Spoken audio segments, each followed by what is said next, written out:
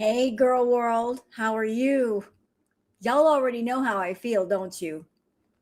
Yes, you do. And you know why, too, don't you? I guess you've heard already. Goose Chuck's channel is gone. She's not in jail. She hasn't been given a strike. The channel is gone. And we all know who is responsible and why. Because Foodie just likes to go after Goose Chuck. Even though Goose Chuck's channel is not monetized, she's not making money. So clearly there's no monetization there. Let's go after Goose Chuck one more time.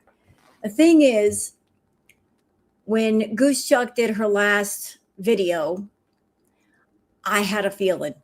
I had a feeling that Foodie was going to do something because I haven't seen Goose go off on Foodie like that in a while. I'm like, something's going to happen.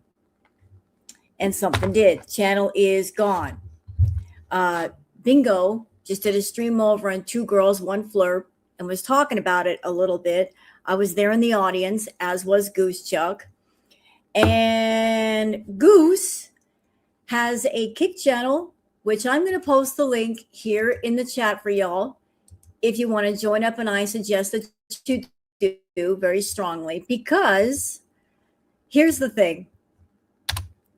Chantal, you may be celebrating right now because you're thinking, oh, I got rid of that loudmouth on YouTube. But all that means is that it's going to get even louder on Kick. Do you think it's over? Do you really think that you shut Goose up? Oh, no, no, no, no, no, no, no. No, she just went to a platform where she can get even louder and she can say whatever the fuck she wants. No code words, no fucks given. She can get on Kick and she can say whatever she likes. And not only that, she can have people from Girl World on panel and they can say whatever the fuck they want too. And I've been talking to Goose Chuck this morning. I might go on panel with Goose Chuck later. And I'm going to like it. Speaking without code words. I don't have to just watch my words. None of that. Imagine that. A panel with me and Goose together. And we can say whatever the fuck we want to say. And what are you going to do? You can't do nothing. And do you think, Chantal, that it escaped my attention that Goose Chuck's channel being removed? It kind of coincides with the fact that you gave Salah the couples channel. The timing of it all. That before the couples channel is given to him, before the stream last night, where you were saying that he's going to do vlogs on there, her channel gets removed. What timing, y'all? What timing? And another thing that I found a bit interesting. So for the longest, you've been telling us that Salah has his own business, right? Oh yeah, he's got two businesses. He's got a bunch of olive trees and he's got enough money that he's building a fountain out in the garden. And yet, last night in your chat, he was telling people that he needed between $500 to $700 for a new keyboard.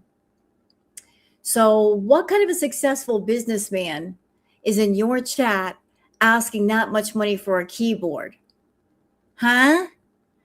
If he's a businessman, can he afford his own stuff? I mean, allegedly he's got enough money to support himself and sends you money too, but suddenly he's in your chat dry begging for a keyboard. Isn't that something? Isn't that weird? You know, I'm going to go a different way with what I saw last night in her chat. I'm still going to roll with the thought that that was not Salah. That wasn't him. You know what I think that was?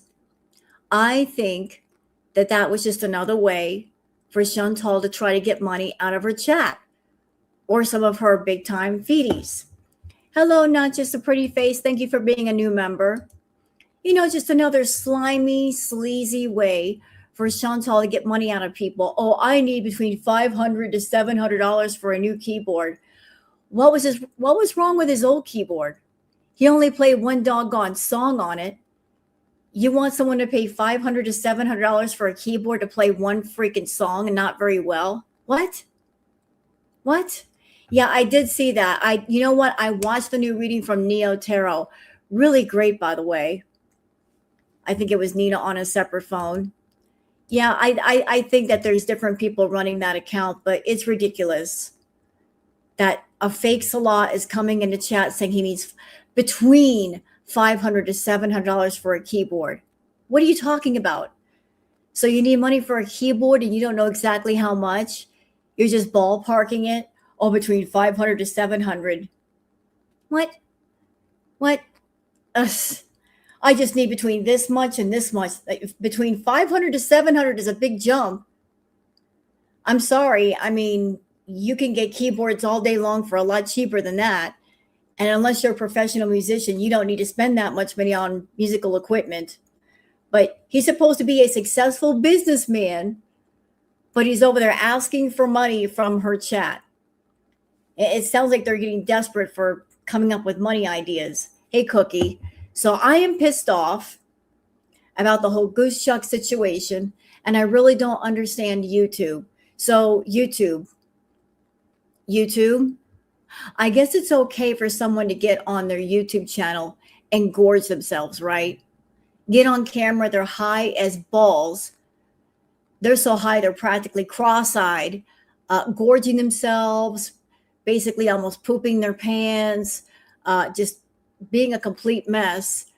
But anyone who has an opinion, that's bad. You're going to take their channel away, but leave the person who's got food issues and they're just basically on YouTube to try to profit off those food issues. That's okay. That's fine. That's fucking fine, right? That's so fine. It's okay. It's okay. Chantal does not know what she's done. She thinks, oh, I don't want that person on YouTube. Okay, she'll go right straight to kick. And what are you going to do about it? You took a loudmouth goose and put her in the forum where she can say whatever she wants. And there's not a damn thing you can do about it. And trust me, it's going to be even worse. It's going to be a lot worse. You don't know what you did, but you're about to find out. You have no idea what you've done. No idea. And a lot of people on Twitter are pissed. They are pissed about this. Oh, they're mad. They are so mad. Like, because it's crazy. She's not even making money on her channel. You know, she's just saying what she's saying, and Foodie's going after her. Yep. So don't worry. Don't worry. This will be handled. It'll be handled. You kicked the hornet's nest, Foodie. I hope you realize that. You laugh a little now, but you'll cry a lot later. Trust me. Trust me. So don't worry, y'all. It'll be worked out. It'll be all the way worked out. So we got some Twitter peeps to go over. Yes, we do. But I'm so pissed off. So pissed. Pissed. Like, how dare she do that? Going after Goose. I hope she does too, Trinka. And you know what? This is her link on Kick. There we go. For those that don't know where to find Goose. Oh, Sheila. You know what, Sheila? I really don't have time for you today. I really don't, bitch. Why don't you go get some sleep? You claim to own several banks, so I don't know how you have the time to be here. Why don't you go fuck yourself? Go fuck yourself. I don't know how you can be here obsessing over me and all the reaction channels. Miss, I own several businesses. I'm so successful. Why the fuck are you in my chat then? Go handle your business. Don't worry about me and mine, okay? Jealous of what? Why would I be jealous of Foodie? I want Salah. No, I don't. I really, really don't. I'm going to want a guy who's thousands of miles away that is in Foodie's chat begging for a keyboard, asking people money to buy a keyboard. No, not jealous of that. Not jealous of a guy that does that. No, thank you, Tony, for the super sticker. I'm jealous of Foodie. I can go take a shower. Foodie can't go take a shower.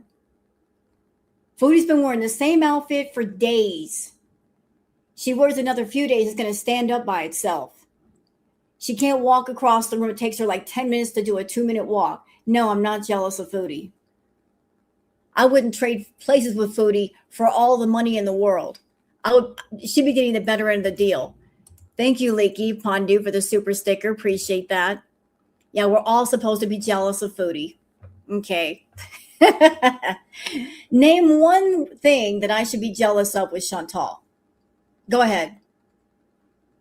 Nate, give me one reason why I should be jealous of Chantal, Sheila. One. That would make sense. Why would I be jealous of her? Thank you, T. Sheila, no one here is jealous of Foodie is our romance scammer. No, nobody's jealous of her.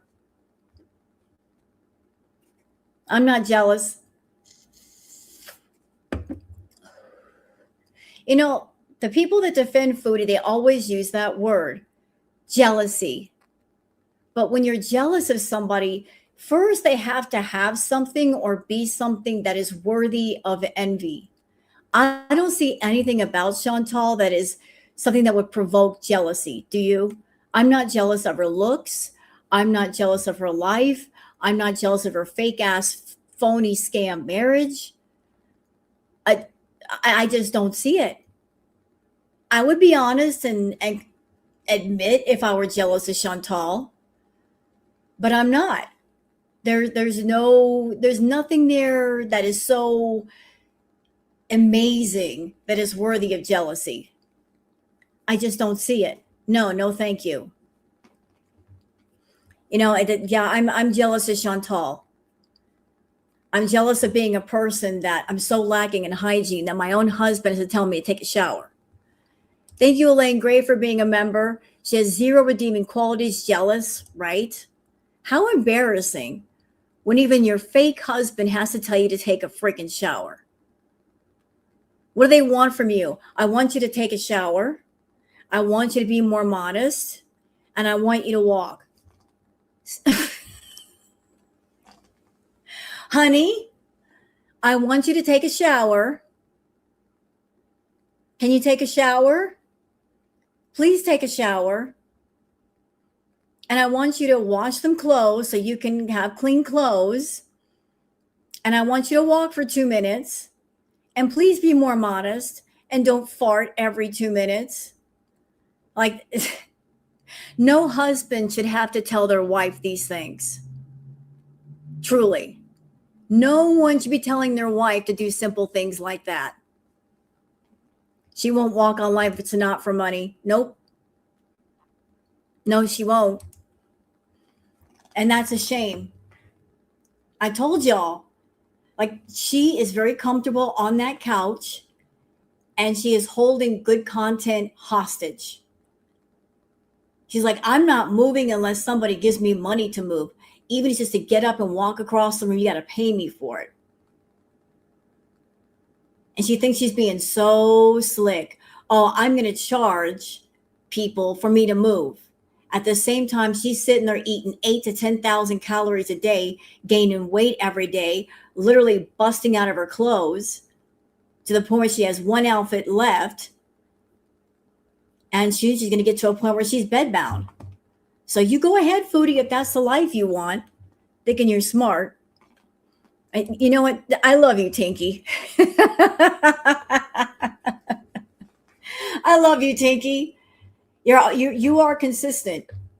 Over at Kiwi Kitten's chat, you say the same things. I hate her.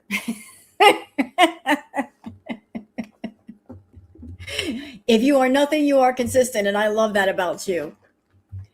But just go ahead, Foodie. Go ahead. Keep gaining the weight. Keep getting bigger and bigger. Bust out of your clothes. Get it to the point where you can't even move. At some point, you're going to end up in the hospital, and then you're going to be forced to lose weight. You think they're going to give you fast food up in there? No, they sure won't. Not at all. And then the feedies that are giving you money, they will not be there paying your bills.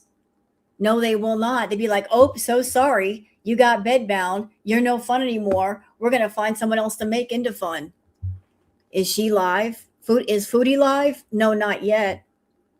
But I'm sure she's going to be smug about the fact that Goose Chuck's channel is gone, but you can't hold a good goose down for long. You know what? Let me just do this.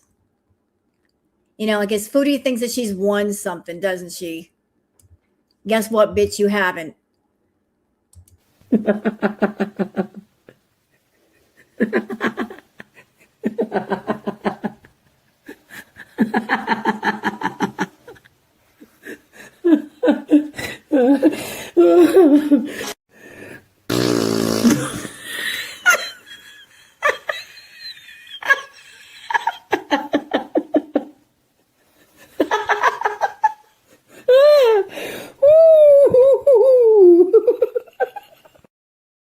Yeah, we're gonna hear more of that giggly laugh. We're gonna hear more of Goose Chuck, and it's gonna get louder, and it's gonna be worse than it ever was on YouTube when she gets on Kick. Goose was practically tailor-made for Kick.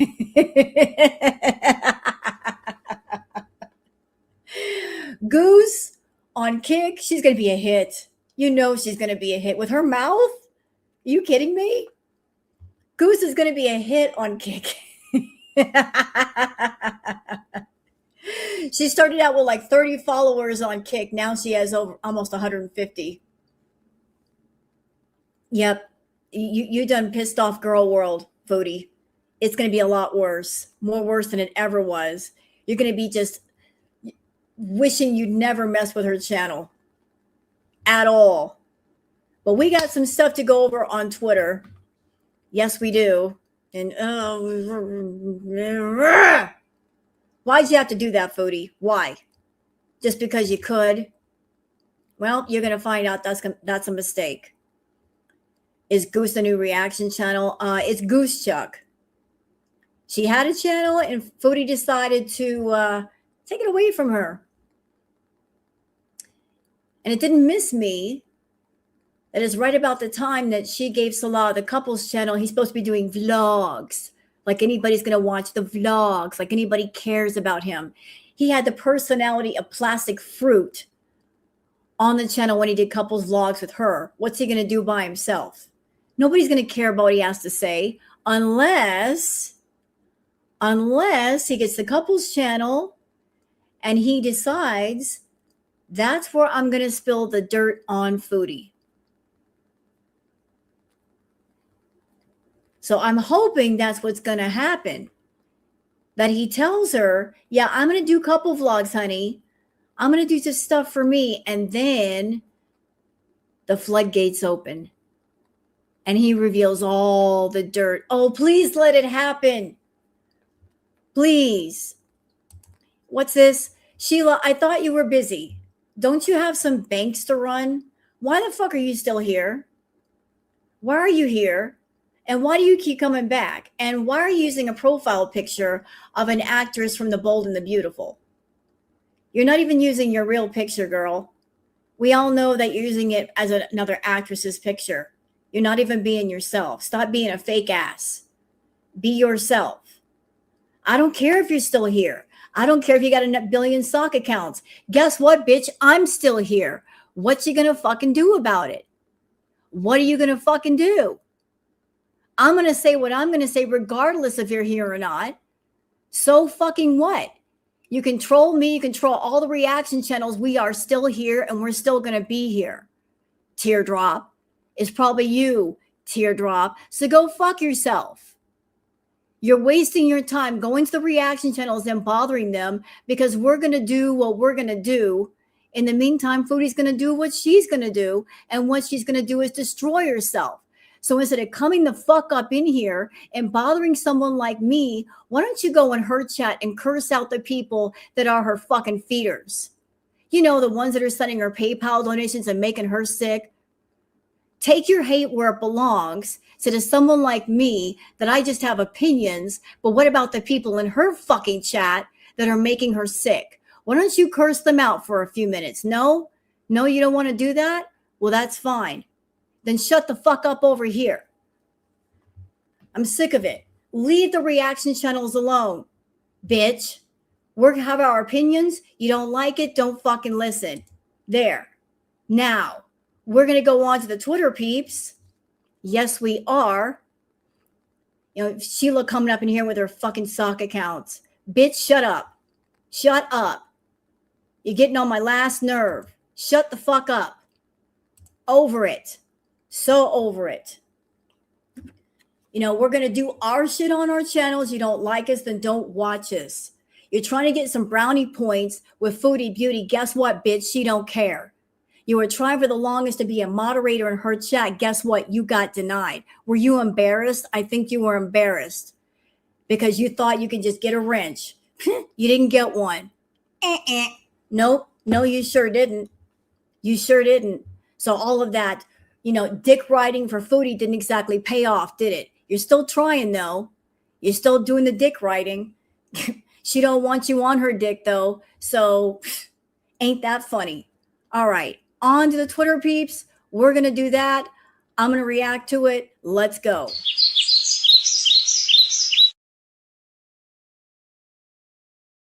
All right. It's time for the Twitter peeps. It is fucking clout chasing bitch. Chasing clout that don't even exist. All right. So where are we? There we go. So for those of you that are on Twitter, that you would like to follow me on Twitter, there's my handle, Well Girl Sarah. And for those of you not on Twitter, that's why I do the peeps. That way you guys can keep up with all the girl world stuff without actually having to be there. So, and thank you, Lilith, for being a new member. Appreciate it. Now then, where do we start? Here we go. Angie Frisori says, I feel like Salah has drawn a line in the sand. If he's to be expected to fawn over his wife's publicity, as most likely outlined in their business arrangement, Foodie Beauty needs to stop being an utter embarrassment to him. He don't care about that. Honestly, if it's a real Salah in chat, which I doubt, he doesn't care if she embarrasses herself as long as she's making money. I mean, look at all this she's been doing.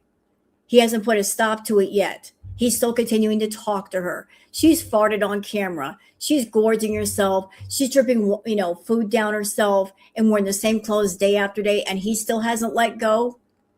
So if it's the same person, if it's the real person in chat, obviously he doesn't care about her on a personal level. Obviously it's about money. It's all about the money. If she has to embarrass herself or degrade herself or humiliate herself to make that money, as long as he's getting some, he don't care. Whatever she's got to do is whatever she's got to do. On the other hand, if it's a fake Salah in chat, which I still believe it is, she's just trying to use his presence as a way to get more money out of people. Like what happened yesterday. So Salah was in chat asking for money for a keyboard. Why should anybody care? Why should anybody care if you have a keyboard to play one song badly? Why should anybody give $500 to $700 for a Casio keyboard? He has an entire keyboard. What happened to it? He had one of those big Casio keyboards, big ones. What's wrong with that? What happened to that? It's not broke down, is it? If it is, it ain't our problem. It ain't nobody's problem. Why is he like quoting a price between $500 to $700? Y'all, that's scammer tactics. When somebody wants something, but they don't know the exact price of it, they're just giving you like a round ballpark of between $500 to $700. That means they don't even really know how much something costs. They just want between this amount and that amount. He probably sold it. Well, you know what? If he sold that keyboard, that's on him. That is on him. If he had to sell it, that's on him. Obviously, it didn't mean that much to him. He got rid of it. That's his issue. Go play another cheaper instrument if that's what you want to do. So if Foodie needs the rent money, that's what I'm thinking. I don't think that's really him in chat. I think that is somebody else posing as him. And that is a way for her to get money out of people using his name. What do y'all think? that, she's been asking for so much money from people that her beezers are sick to death of her asking and begging and grifting. So she's like, let me be somebody else and ask for money. Maybe I might get it. Like she's trying to do a different kind of grift. Beezers, don't fall for it. Don't fall for it. I don't know why y'all put up with her bullshit anyway. You gave her $10,000 fucking dollars to get back to Canada. You gave her a nice little head start, which a lot of people, when they have to move, they don't have 10 grand given to them by other people. And on top of that, Life by Ron paid her a portion of her rent for a while. So not only did she have the help from you beezers, but one of her former beezers and mods was giving her rent money. So that should have been more than enough to get her started and get her back on her feet. So she's got Twitch, she's got Kick, she's got YouTube, she's got her cameos, she does her private feeder request, she gets money on PayPal. How much money does bitch need? Seriously, she's got several ways to make money, and yet she needs more. She needs more. You know what? If somebody is making that kind of money, and even with a large amount of money, that's not enough, there's a problem.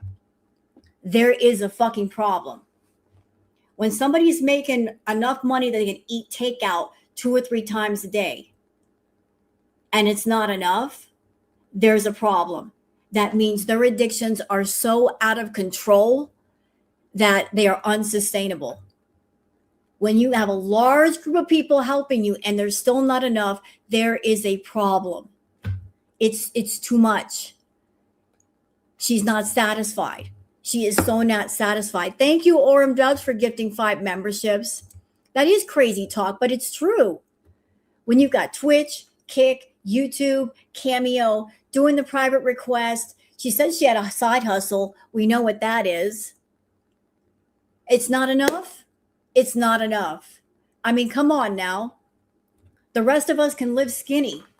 We can live well below our means and be fine. But this person, Foodie Beauty, is making better than average money. Obviously, it's not enough. She's always begging. Something is terribly wrong. Okay? So it's never going to be enough for her. She's going to be in her chats always fucking begging. Oh, I just missed that super chat. Where'd it go? Thank you, Melvin, for the super chat. Agree with you. That's not Salah. Never was. It's Foodie and someone on that account grifting for her. Show yourself, Salah, or shut the fuck up. Justice for Goose. Yeah, hashtag Justice for Goose. And another hashtag. Rose does not sponsor 2 girls, 1 flirt. Okay, so when you're making when you're making 2,000 plus in rent, you're spending 3,000, 4,000 plus in food a month, and that's still not enough. Holy shit. Maybe it's time to pare back and bring it down a bit. Just bring it down. You're living well beyond your means. Set the goose loose. Oh, it's going to happen on Kick. Don't worry. Or she isn't even paying her rent. I don't know what's going on with her rent situation. What? Payday? Listen. Hey, you go in the corner. I do not sponsor that shit. I don't take any responsibility for that degeneracy over there. No, you can't blame that on me. I don't. Stop. Don't make me shake my ice at you. All right, so I'm shaking my ice at you. All right. Moving on. Tired AF says, skull emojis. Halloweenies Fujita Badusi says, I'm cackling her legs, the walking music. Okay, I can't play the music. I can't play it, but here's Foodie taking a little walk in the park and is obviously speeded up.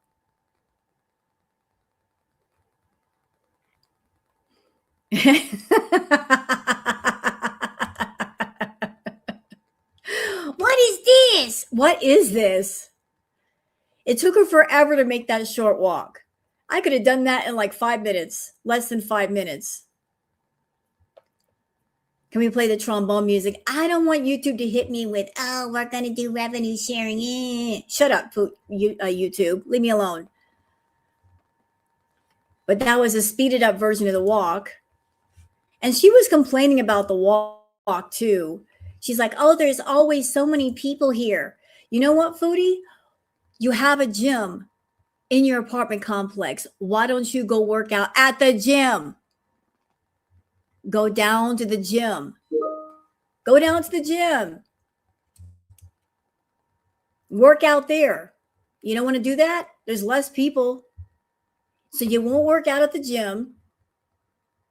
And it's never a good time to walk in the park. When exactly will you take your walk?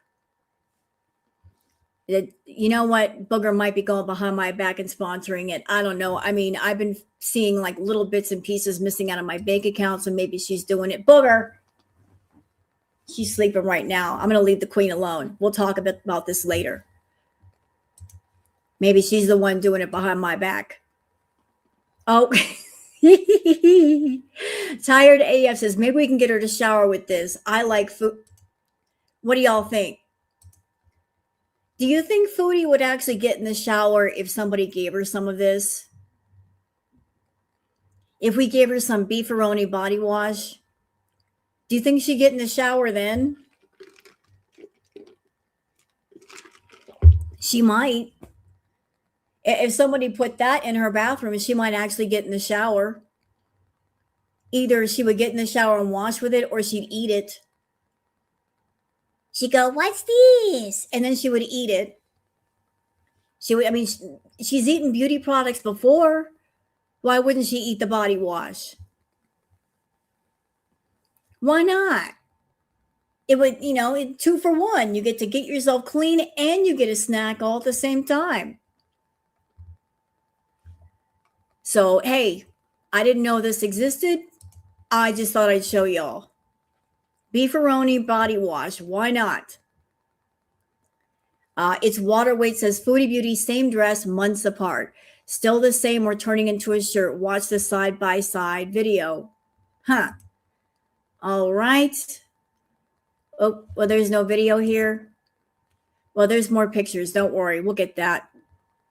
Sarah Abbey says, Foodie Beauty is so hard up for money. She proudly said to her beaters that Nina paid for her to walk yesterday. Chantal, how humiliating. When someone has to pay you to go for a walk, do you realize Nina is your dog walker? Well, she's doing this on purpose. There's an old saying, do not reinforce bad behavior. And Foodie knows that there are people in her chat that will give her money to do things. So she purposely doesn't do things because she wants people to get so bored that it drives them insane, and they will give her money to get up off that couch. So in order for Chantal to get up off that couch, Nina has to give her money. But you know what, Chantal, this is where you get it wrong. Nina does have money, but just understand that she doesn't always have money, okay? Like you're milking your feeders to death. You do realize that, right? You're going to get to a point where they're tired of paying for everything, or they run out of money. And then what are you going to do? You lean too heavily on those feeders. You really do. Like you expect them to always be there in your chat, giving you money. But what if they can't? What if they can't? Then you're going to be up shit creek without a paddle. What if they don't have any more money, or they just stop giving it to you? What are you going to do? You're putting yourself in a real bad position where you're relying too much on other people. And when they walk away, then you're like, oh my God, what am I going to do? Yeah, they might get tapped out. You never know. Like life happens. We all know that. Where you'll just be doing your thing, and all of a sudden an emergency situation comes up, or an expense that you weren't planning on, and boom, that's where your money has to go. What if it happens to Nina? And she says, hey, I'm sorry, I can't give you money this month. What are you going to do? You're still going to keep your hand out and wait for someone to fill it? What's that? I think he could still be around wanting money. Nina has been giving him money too. You know what? would not surprise me if Salah pretty much switches gear.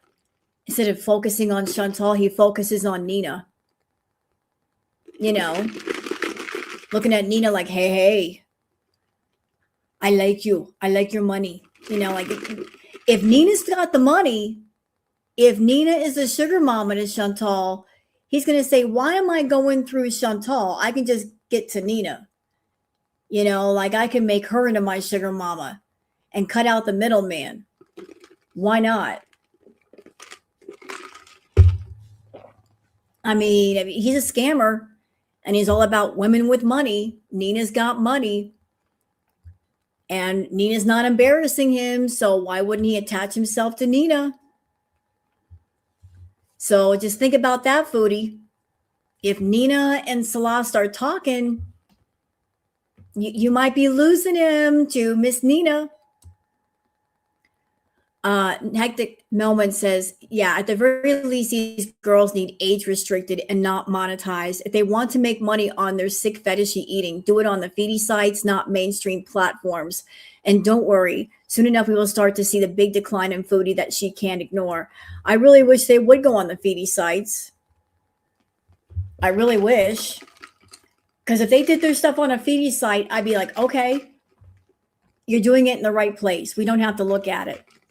Do you know why Foodie's content is getting to the point of being unwatchable, ladies and gentlemen? It's because it's not for regular social media. It's not social media content. It's fetish content. Back in the day, Foodie used to mix in a little bit of the fetish stuff with the regular stuff. You know, like, cover both ends of the spectrum. Now she doesn't even try. She's not even trying to cover up what she's doing. She's not even trying to do content for like regular people without that fetish. It's all fetish geared. It is all towards the fetish people. That's what she wants.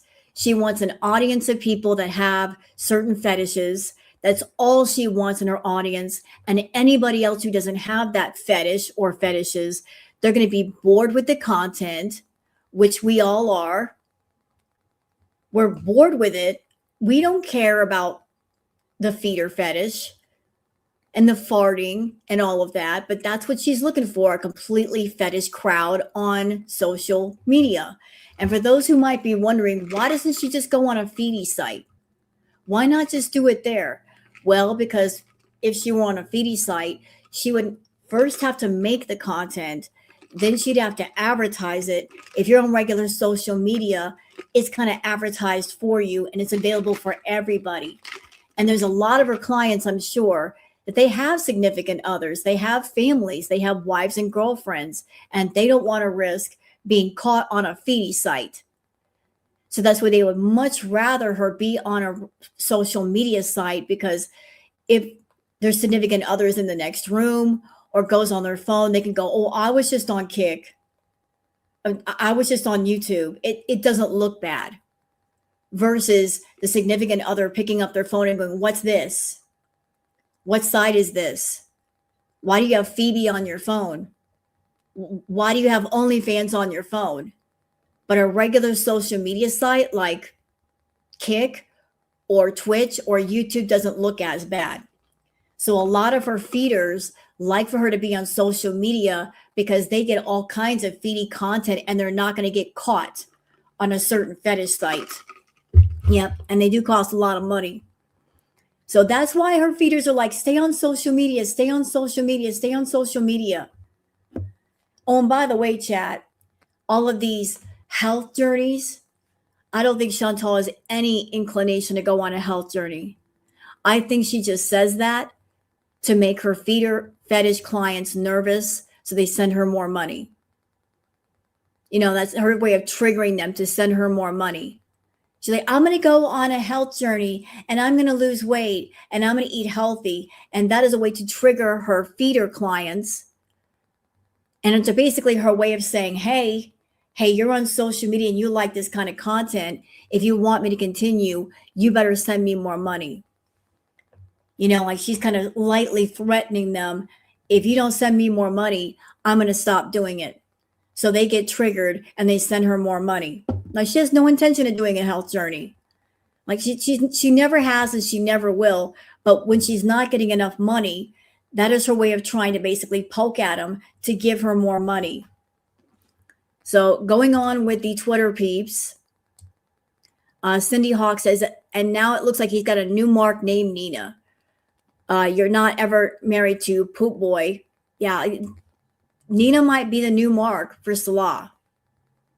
If Nina's the one that's got the money and she's got consistent money and she's less of a headache to deal with than Foodie, you bet your butt that Salah is going to try. You know, if you can get the money from the source, why go through a middleman like Foodie? All right, something positive from Washington's Ghost, saying, I'm willing to bet they don't have a rodent problem there. So Istanbul is very cat friendly. Did y'all know that? There are so many cats in Istanbul. They love the cats over there. And their attitude is very different. No one cat belongs to no one person. Everybody takes care of the cats. They are literally everywhere. They are in the restaurants. They are in the shops. Everybody takes care of them all. They are so well taken care of and they're so well loved. Look, they're in the shops. You know, when you're going shopping, there are the cats right there. Aw. But Istanbul is very, very, very cat friendly. Look, they're just in the subways. They're everywhere you look. Yet they love, love, love cats over there. Okay. Debbie's World says, Chantal is in the middle of a food addiction times 10. She eats 5,000 to 8,000 calories a day and can't stop. Walking is not going to change anything. She's not going to stop eating. It's too late. The a-hole had 3.5 years while he lived with her to deal with her weight issues. He failed. Well, to be fair to Salah, and because fair is fair and right is right, to be fair to Salah, it's her addiction, not his. And something like food addiction, that's way over his head. That's way above his pay grade. You know, he's not an addictions counselor. He's not inpatient. He's not a doctor. He's not a therapist. Therefore, he was not in a position to help her. Like, there's only so much he can do. He can be emotional encouragement, but he's not a professional to help her with actual treatment. I mean, she's got to take the first step. She's got to admit, I've got a problem, and then I want to fix it. Until she's willing to do that, no one can help her, whether they're professional or not. But, you know, if he's an ordinary person without the addiction, what can you do? What can you do? So anybody that gets around Chantal, they eventually come to the conclusion, I can't do anything with this person. There's nothing I can do. They're headstrong. They're stubborn. I can't fix them. I really can't fix them. They're not willing to fix themselves. Therefore, I can't help them. At some point, you just walk away because what can you do? There's nothing you can do. Foodie is devoted to her addictions. She's very faithful to them. She does not want to divorce herself away from them. So she's on the path that she's on. And a lot of people around her said, I don't care. They have to just walk away from her for the sake of their own self-preservation, their own sanity. They have to say, I don't care. You know, because if you're around someone in a hurtful situation, you start to get hurt. You can potentially get hurt. And to protect yourself, you have to remove yourself from that situation and that person. And you just have to go like, I don't care. I can't care because caring is hurting me. I can't care. Rianne says, why are these women filming themselves waddling through parks like it's some kind of major achievement? What exactly do they expect? An applause and praise for doing the bare minimum while stuffing their faces with tons of food? They are only fooling themselves. So here is a clip of Amber and there's a clip of Chantal. So let's watch. So this is Amber taking her walk. Remember way back in the day, she walked to the tree and back. Okay. And let's see about Miss Foodie. Oh, I thought this was a video clip, but it seems like Chantal is imitating Amber. So like it's a big deal for them to walk to a tree or walk in a park. And her walking was monetized. Just taking a walk means you got to get money for it. Like it's some big deal. Blue-eyed Leo says, I think Nina is getting off on watching foodies suffer. Give her cash for tons of food, then has her walk and knows she's going to be in pain. Even one of the chats said Nina needs to stop donating for all the junk that got you into this shape. Well, more people in Chantal's chat, if they really give a shit, needs to start calling out the feeders. You know, like that's why it's wild work to me when someone like Sheila comes into my chat, wasting her time, saying things to me, saying things to people in girl world. Meanwhile, Sheila gets in Foodie's chat. She sees how sick Foodie is. And then she also sees people in Foodie's chat that are literally talking about fucking food. A lot of them talking about food. Excuse me. When someone is an addict of something, the last thing that anybody should be doing to that addict is deliberately triggering them by talking about the source of their fucking addiction. If someone is a food addict, why are you going to walk up to them and talk to them about food? Foodie has said she thinks about food all the time. All the time. She doesn't need any help thinking about food. It's on her mind always. It is her medicine. It is her coping mechanism. It's her only thought is food. So does she need help thinking about food? Hell no. She doesn't need people coming in there saying, oh, I want some spaghetti, or I want this, or I want that. Walking up to someone like Chantal and mentioning food, that is like walking up to an alcoholic and talking about alcohol. Would anybody out there that cares about an addict, knowing they have an addiction, would they walk up and start talking about the very thing that they're addicted to? No. No, you shouldn't. Not if you care about them. You shouldn't walk up and go, hey, man, I got so wasted last night. I'm still hungover. I haven't taken a shower and they're still smelling like whiskey. Would you do that to an alcoholic? No. Well, guess what? Food is Foodie's alcohol. Addiction is addiction. It don't matter if it's in a bottle or it's on a plate. Y'all idiot feeders over there, you idiot beezers that are talking about food. If she starts talking about food, take her mind off of it. Say, no, let's not talk about food. Let's not talk about that. You don't need to talk about that right now. Direct the conversation. Either she tries to pull you back into it, say no. Say no. Yeah, I've heard that Nina is a nurse. And there's been rumors that Nina is actually Emily. I don't know if that's true. I don't know if it's Emily or if Nina is actually a nurse, but that is wild work for someone who's a nurse to promote somebody's food addiction. That is wild work. That's crazy work. That you're supposed to be a medical professional and you are contributing to somebody's declining health. That is wild work. Why would you do that? Why? What is it? What is it about people? They're supposed to be medical professionals around Chantal that are basically paying her to get sick.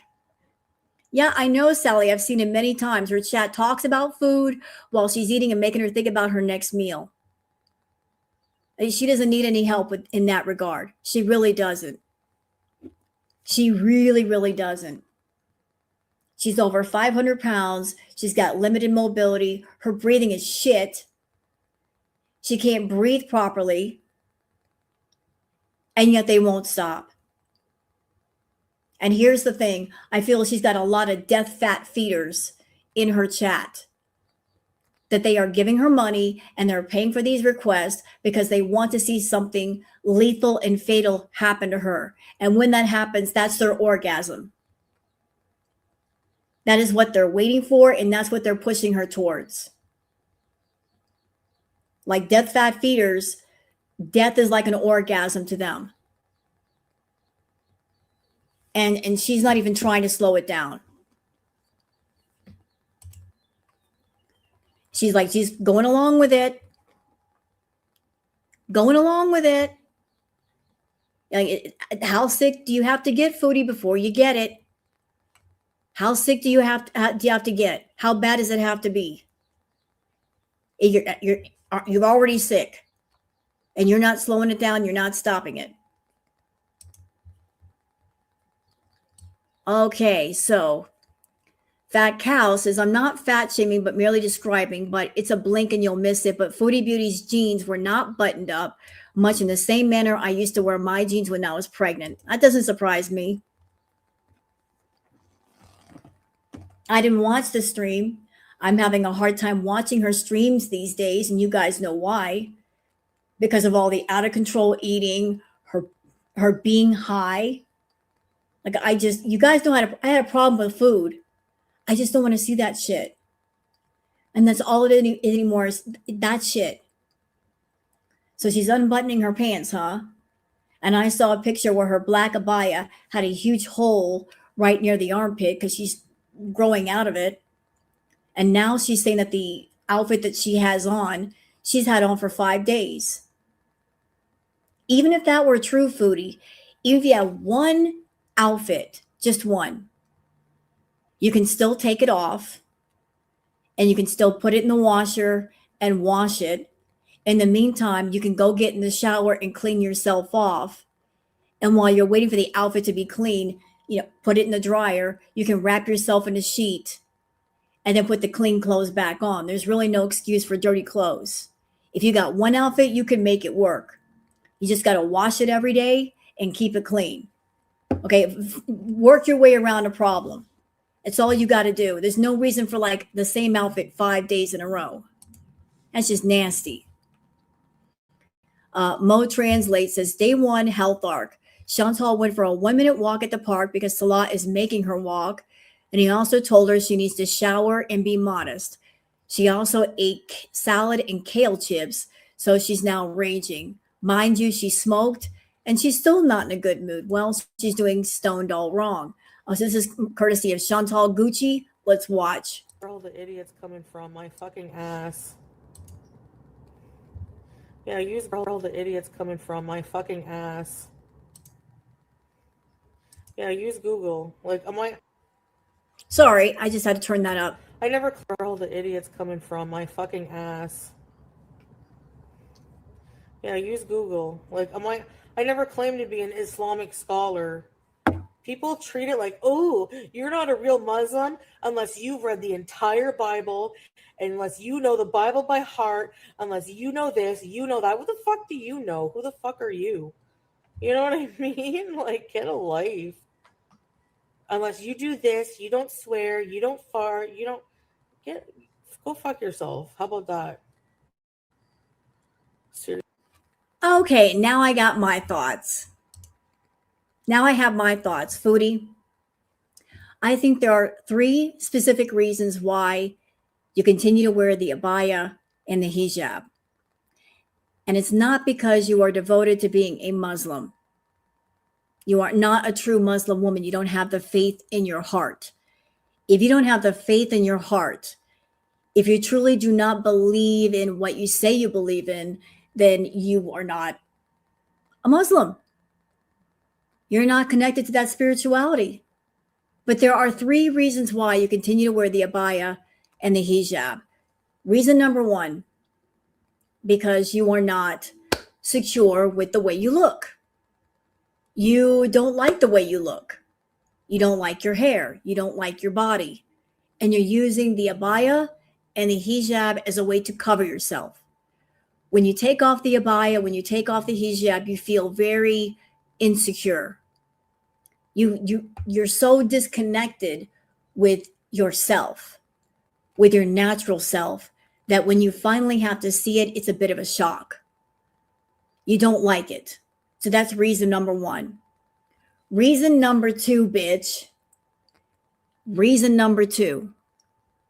Because I feel you are doing fetish content, portraying yourself as a Muslim woman doing haram content. And why are you doing that? Because in the feeder world, regular feeders are a dime a dozen.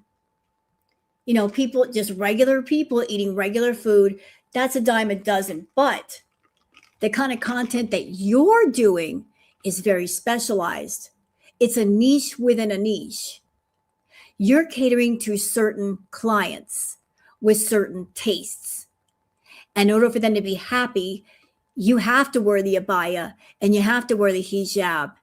And they want to see you do the most haram things, whether it's eating sloppy, farting, burping, cursing, whatever it is you might be doing behind the camera. You're doing it for them.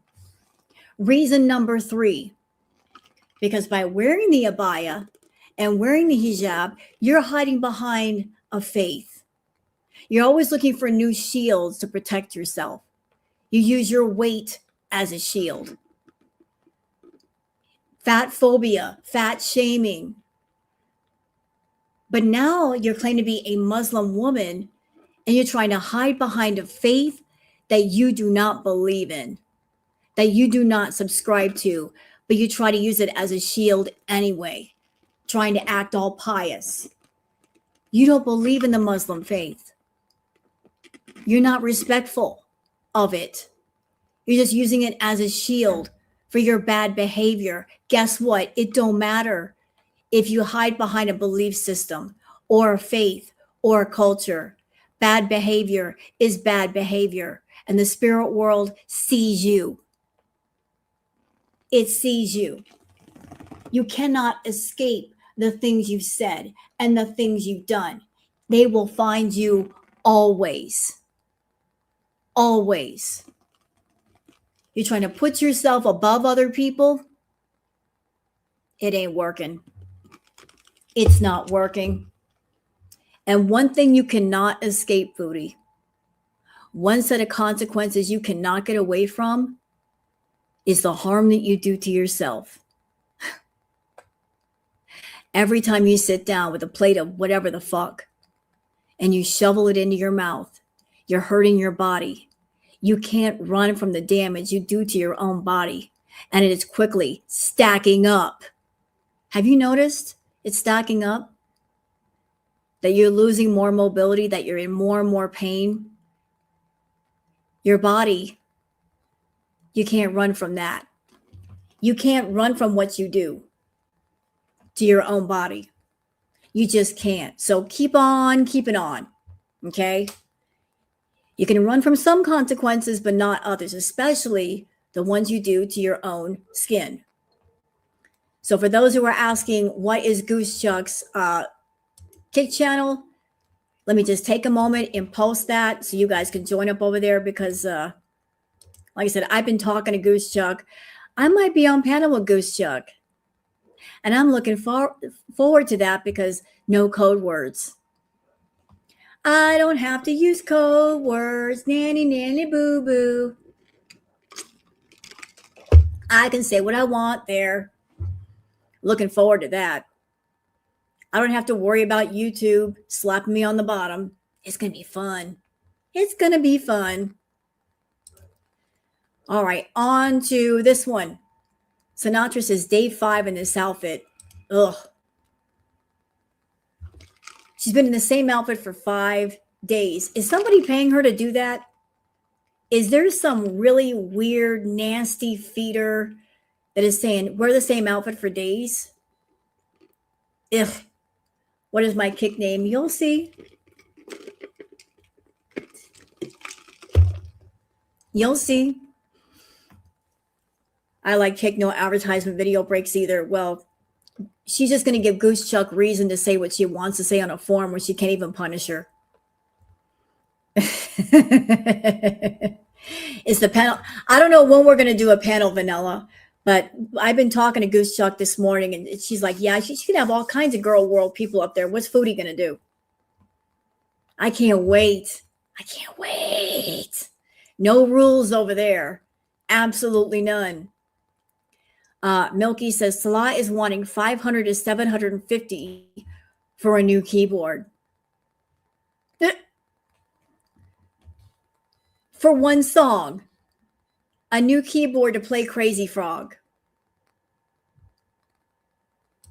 Really? Hold on a minute.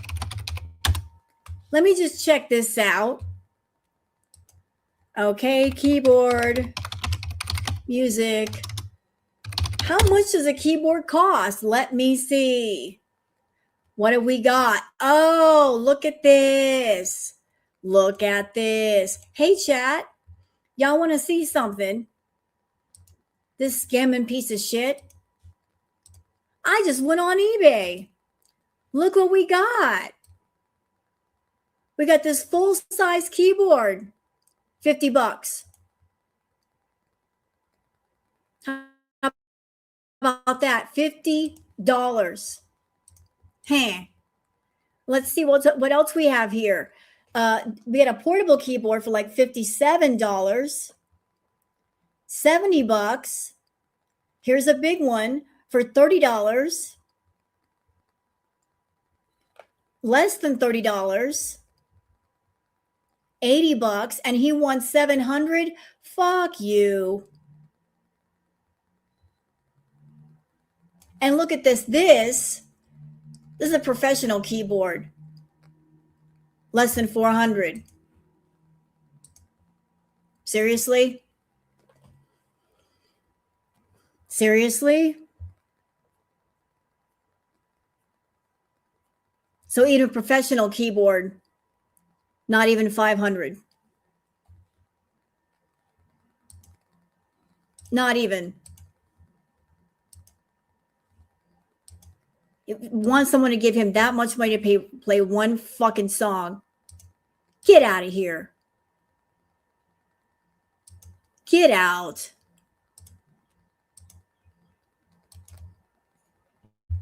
Okay, moving on.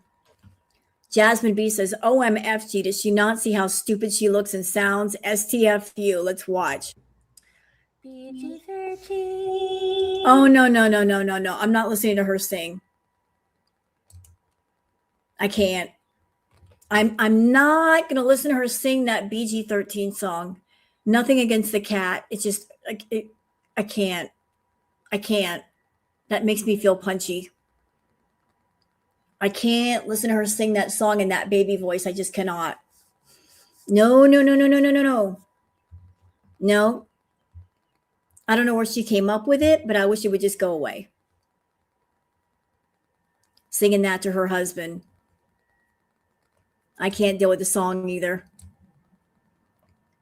Kalea says, guys, expect a Chantal reach pretty soon. I think maybe a few days because Salah is over it, over her being on the scooter and wants her to make small changes. We know she won't be able to accomplish. She's just going to lose it on stream at him again rather than actually trying. Again, I don't think he really gives a crap. A, I don't think that's him in chat. B, he doesn't care. He does not care.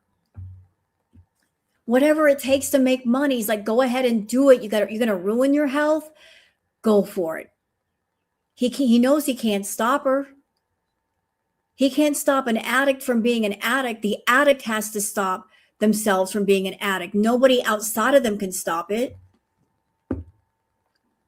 He just wants the money. He don't care what she has to do to get the money as long as she sends it.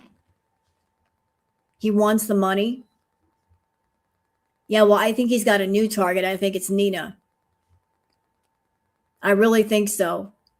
Like if Nina sends him money, he's like, oh, look who it is.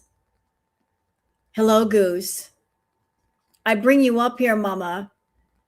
I would if I knew I can get away with it. There's Goose. There's Goose. And if y'all want to see Goose's channel on Kick, there we go. Look at that. Oh, you changed your profile picture. Look at that, Goose. Look how many people you got. Almost 200. You were like 30 something this morning.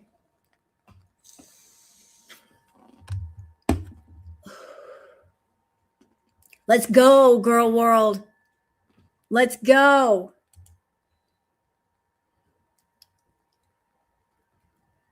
Yeah, Horse Chuck, who's like the sister's cousin's sister of someone's grandmother.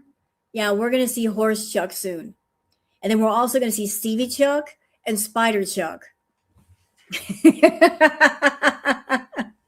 going to get the whole family on the channel. Yeah, sign up to Goose Chuck, y'all. And just so we're aware, where the hell is my live at? There it is. There we go. Ta-da! So, yeah, Horse Chuck, Goose Chuck, Goose.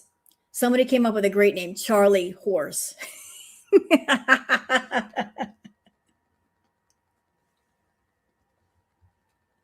Charlie Horse. Atticus Chuck. Spider Chuck. We're going to have the whole Goosey family. Yep. Okay, let's see. Moving on. Now look at this. Dino saying, sound the alarm. The Kraken is about to be released. She posted this saying, hi guys, I'll be going live on our couples channel in a few minutes. If you could kindly come hang out, that would be great. Salah will be joining us, internet permitted. Will he? So he's going to be joining you after months and months and months of just not being around. Suddenly you give him the channel and he's going to be showing up. He's suddenly going to be around now that you're giving him the channel. Interesting. Very interesting. After Foodie's giving him the couples channel so he can post his vlogs, she's going to be going over there. And they're going to be streaming together after months and months and months of not doing anything with her. She gives him the channel and suddenly he wants to pop up and be around.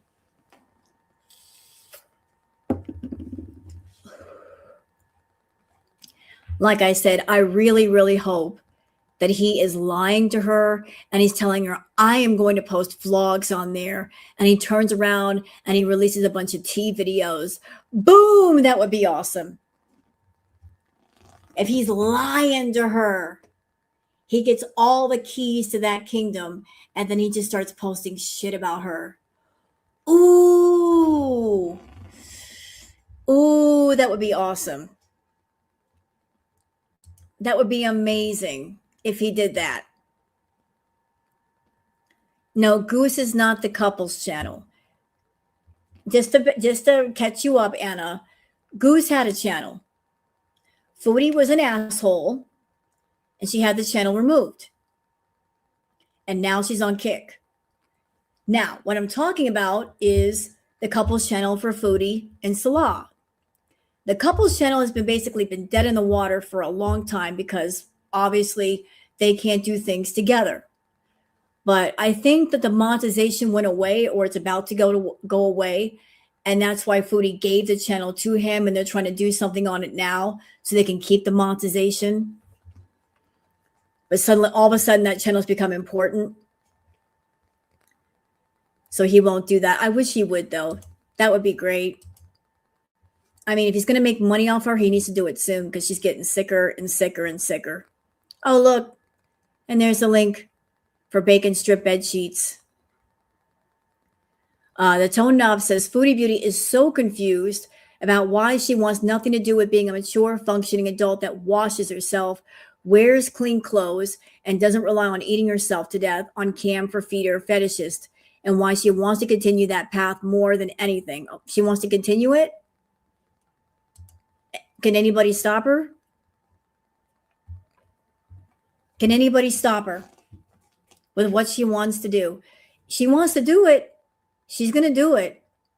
Nobody can stop her from being all engrossed with her addiction. No one can make her quit. But at the same time, her body is struggling to continue. You can't just do something like that with no consequences. And every day she gets more and more consequences. And she doesn't care. If this is what she wants to do, you can't stop a rolling stone, right?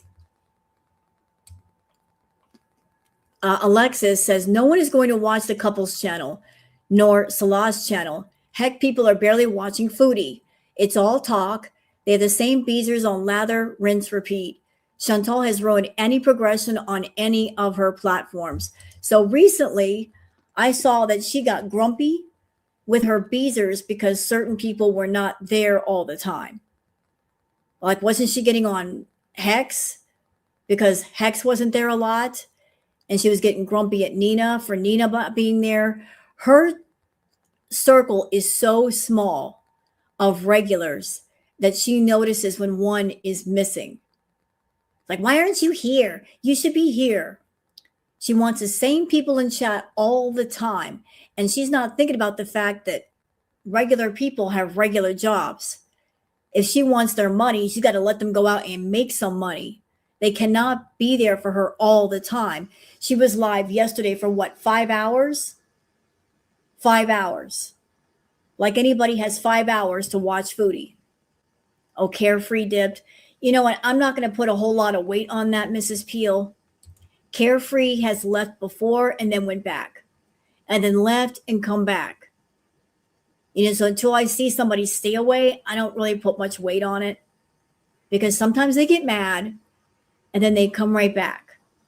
And Carefree is one of those people, like they've left before and then they went back. Oh, nice. Yesterday, she only had 150 in her chat and Pulpy had 1,200. Good for Pulpy. Nice. Very nice, Pulpy. Very nice. Well, Pulpy is entertaining. Pulpy is lovely. We love Pulpy, don't we? He is just lovely, lovely people. And he's very funny. He's very, very funny. You know, but just, she's not taking a lesson from that.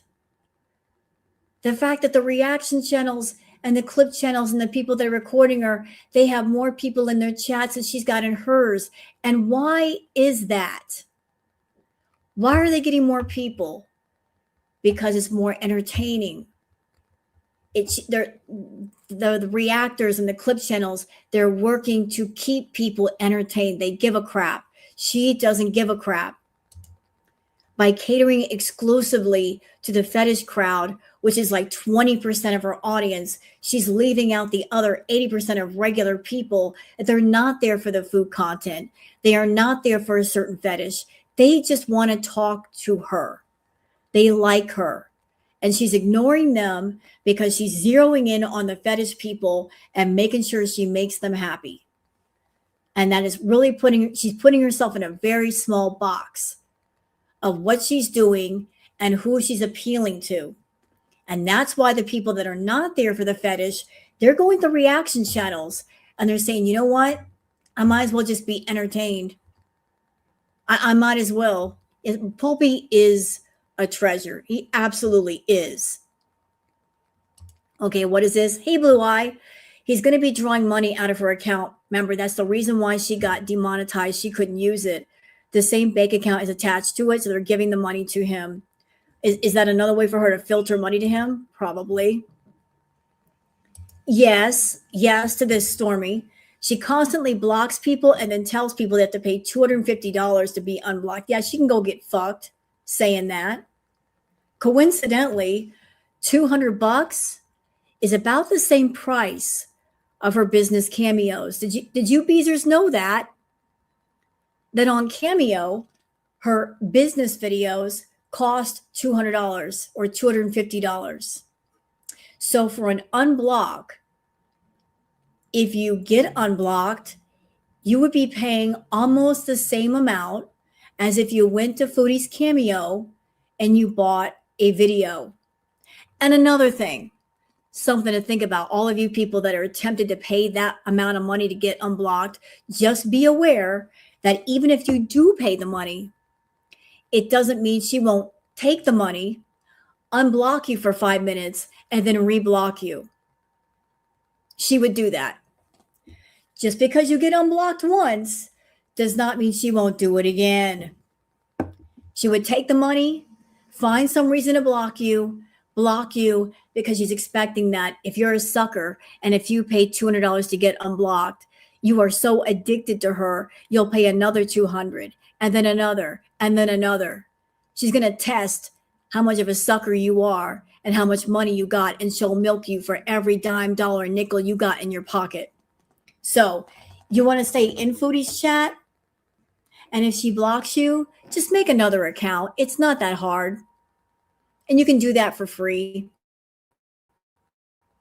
She really shouldn't be charging money for the unblock anyway. That's against terms of service. Just so you know, that is against their rules. And it doesn't cost anything for her to unblock people. Unblocking is free. So why is she charging you $200+ for an unblock when it cost her nothing? She's just trying to find another way to grift money out of y'all. But if you want to be stupid, but you don't have to be stupid. Okay? You don't have to be stupid and give up that money to be part of her chat. You can go in for free if you want to. Angie Frisori says, hot take, Salah is not the scammer. Based on her past comments, Foodie willingly bought him. This was nothing more than her being a self-proclaimed sugar mama, a business deal. She isn't being scammed. Now he's holding her accountable and she hates it. Well, I did say that I have said that it's a business deal. She wanted to know what it was like to be a wife. She was essentially playing house. She was paying money to play house with this man. You know, those of us that grew up, you know, when you're a kid, you play that old children's game, playing house. You be the mommy and I be the daddy. Foodie was playing the grown-up version. You know, the one that requires money. So she wanted to know what it was like to be married. And she knew that she really couldn't be real married to somebody. So she paid someone to pretend to be her husband just so she could say, I've got a husband. Where's your husband? Where's your husband? It's been 6 months, Foodie. I don't hear anything about you going to go see him. And I don't see him coming to see you. So what kind of a marriage is this anyway? I mean, fake love can go on forever. But if it's real, shouldn't you be seeing your husband like right about now? You're not going anywhere and he's not going anywhere. How long exactly are you going to keep this game going? Because it sounded pretty fucking stupid to talk about a husband who's not around, doesn't do anything for you. And this bullshit of he helps me. At the same time, he gets in the chat asking money from people.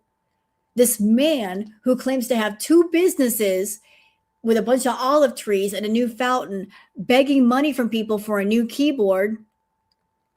If he's got so much money, why is he asking other people for money? I mean, if he's got money, shouldn't he be giving money to you for your bills? Since you're the wife, shouldn't he be helping you? I don't think he's helping you.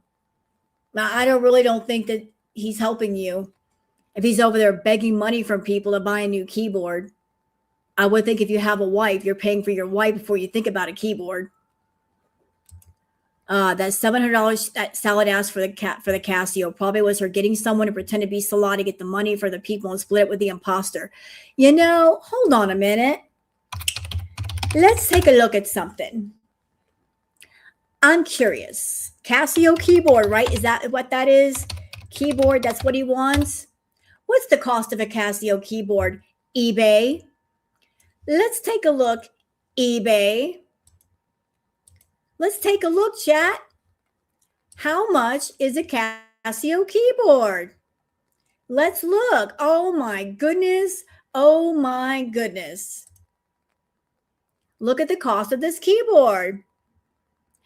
$250. $175. $199, $89, $96. Oh, we can get that in red too. $4.99. He don't need all that. He's not that good. $80. I mean, I really don't see anything close to 500 to 700. Do y'all?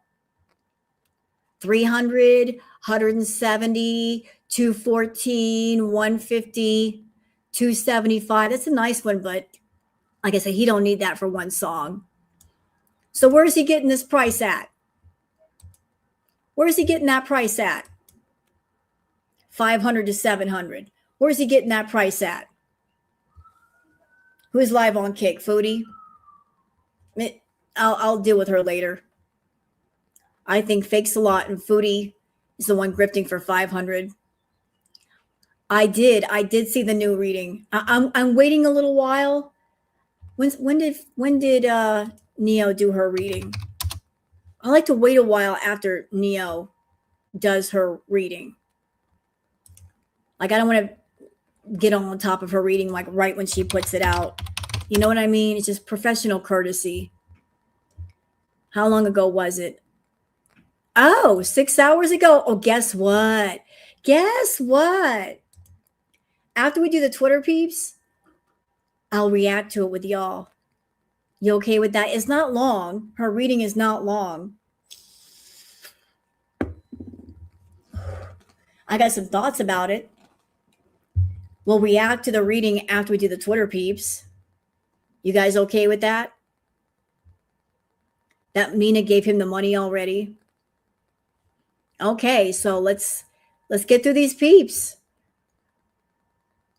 Okay, Ron says, remember when Koki asked her to go for a walk and it was a huge meltdown?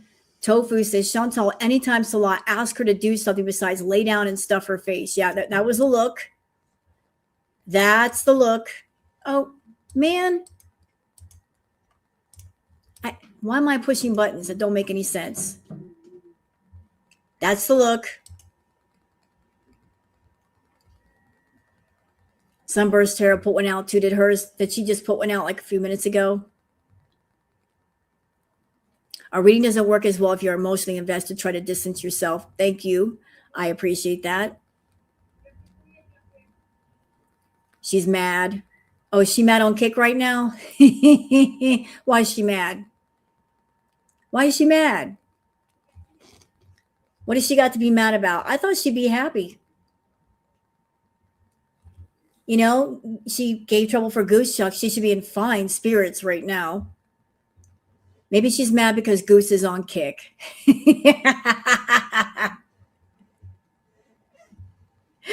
I'm sure she's real mad about that. Oh, well, what can she do?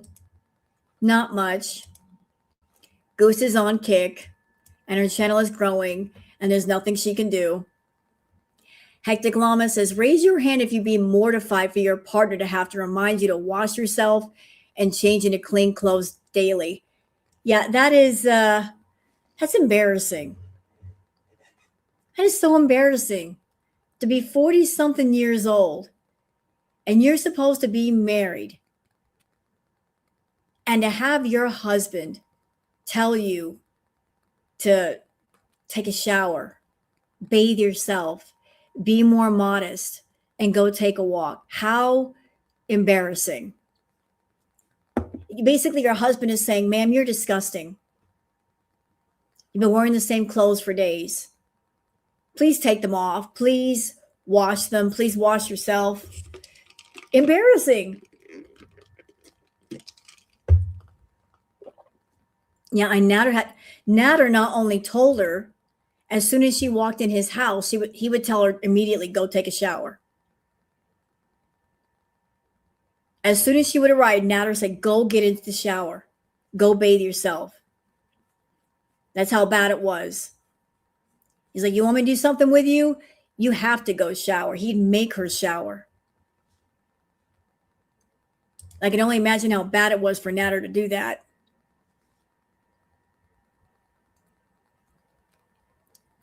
Fondue Spiteful Beach says, rage, more rage. Couldn't last one day without turning her rage on. Reactors in girl world. Here we go. Bring it on. Bring it all the way on. Crochet with Ashmi says, Salah told her to change her clothes, take a shower, and be modest. So she's confused because she doesn't want to do that. What is there to be confused about? Okay, Goose. We'll see you in a bit.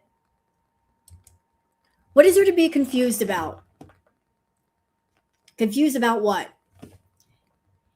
If you want to live a life where you don't want to shower, you don't want to take care of yourself, you don't want to fix yourself, okay. Just be yourself. Be true to yourself. I would give Foodie more credit if she were being true to herself, whatever that self was. Take off the abaya. Take off the hijab. Tell people, you know what? I have realized I am not a Muslim woman. I'm just going to be Foodie Beauty / Chantal. That would be being honest and more true to herself rather than try to be something she is not. There really is no confusion. You know who you are. You know what you like to do. Why are you confused? Just be your stinky, smelly, disgusting, gross self. Come on out and say, this is me. Accept me or don't accept me, but I am going to be true to myself. I might lose some people, but that's okay because I'm going to be true to who I am. And I'm going to be comfortable in my own skin, being the way that I am. All right. The Tone Knob says, watching Foodie Beauty try to walk for 7 minutes, 3 minutes were her taking breaks, was exactly what you get when you decide that gluttony, selfishness, and impulsive stupidity are going to be your lifestyle. She has gone so far past the point of no return. It's all a show. She hated it. So these are pictures from when she was out and about, taking a walk. And it took her forever, I heard, to do that walk. And she took the scooter just in case she couldn't make it back walking. I understand that. But she was basically just fudging it a bit with her walk. She doesn't really try. She's not giving it her all. She's doing the bare minimum. And again, expecting people to pay for that bare minimum. All right.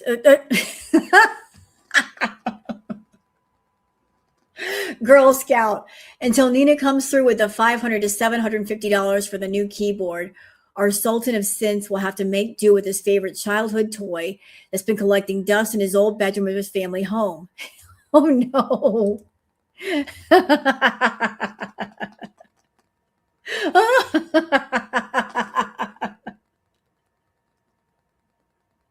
It's a Fisher Price keyboard. That's what that is. You know what, though? Really, that's all he needs. He's playing one freaking song. He doesn't need a $300 keyboard to play one song. He's not a professional musician. He's not producing music. He's not doing albums. He just needs like a basic bitch keyboard. And it's nobody's problem if he doesn't have one. He can get a basic bitch keyboard. Just spared down, pared down, not much to it. If you really want to play, you'll make do with what you got. All right. Enigma 2025 says, right on schedule for her to get ready to rage at Salah, saying she can't understand why he can't accept her as she is and raging at being Muslim, how hard it is. She will then remove her hijab off, threatening to leave him again right around the new payday. The cycle keeps cycling. What do you mean accept you the way you are? Regardless of what, if she was a Muslim woman or not, stinky is stinky. It doesn't matter where you are in the world or who you are, what your cultural or heritage background is. Stinky is stinky, okay? When you smell, you smell. So why can't he accept you the way you are? Because the way you are is disgusting. If you're going days without bathing, that's foul. That is a party foul. And you should be ashamed of yourself. You want people to love up on you and cuddle up with you and give you romance. At the same time, you smell like a garbage bag that's been outside for months and hasn't been thrown away yet. And you wonder why no one will come near you. Like, why can't I get a guy to come near me unless I pay them? Well, you know what? A $2 bar of soap might help in that regard. If you went to the bathroom and actually used the shower versus looking at it, if you got inside and turned the water on, I know that might be hard for you, Foodie, but turn the faucet, let the water come out, wet yourself from head to toe, get some nice body wash, put it all over, stay in there for a good 15, 20 minutes, rub everything down. Okay, you can take a loofah, you can take a washcloth, you can do all of that. That might help you keep a man around you for 5 minutes. You smelling like dumpster juice, nobody's going to want to cuddle up to you. I'm sorry, dumpster juice is not erotic. It's kind of hard to get turned on by someone who smells like a bunch of dumpster juice in a bucket. Fix it. Fix that shit. All right, moving on. And this was me getting mad. I said, Foodie Beauty strikes again. Goose Chuck's channel is gone. I know she's responsible, so she can get on to stuff her face and grift. But someone just talking is a problem. F you, Foodie. Goose Chuck emailed me this morning and told me I'm pissed. And I was pissed, and I'm still pissed. There's just no reason for that. Someone just getting on YouTube and they're talking, just talking. That's a problem for YouTube. But someone else getting on YouTube and they're getting high, their pupils are out to here, they're stuffing their face, they're going outside and smoking a green stick, talking about all this shit. That's okay. That's okay. That's really okay. Screw a bunch of that noise. 500 Kids and No Money says, so Foodie Beauty expects her dumb beezers to pay for 3 different memberships? Y'all are dumb for paying for this one. This is feeling for me familiar. She's live saying, who's Goose Chuck? She knows. She watches Goose Chuck. I don't know who Goose Chuck is. Oh, yes, you do. Why are you playing dumb? Why are you playing dumb now, Foodie? Why? Why are you playing dumb? She knows who Goose Chuck is. If one of her beezers are coming in here, Sheila, she knows who Goose Chuck is. She knows.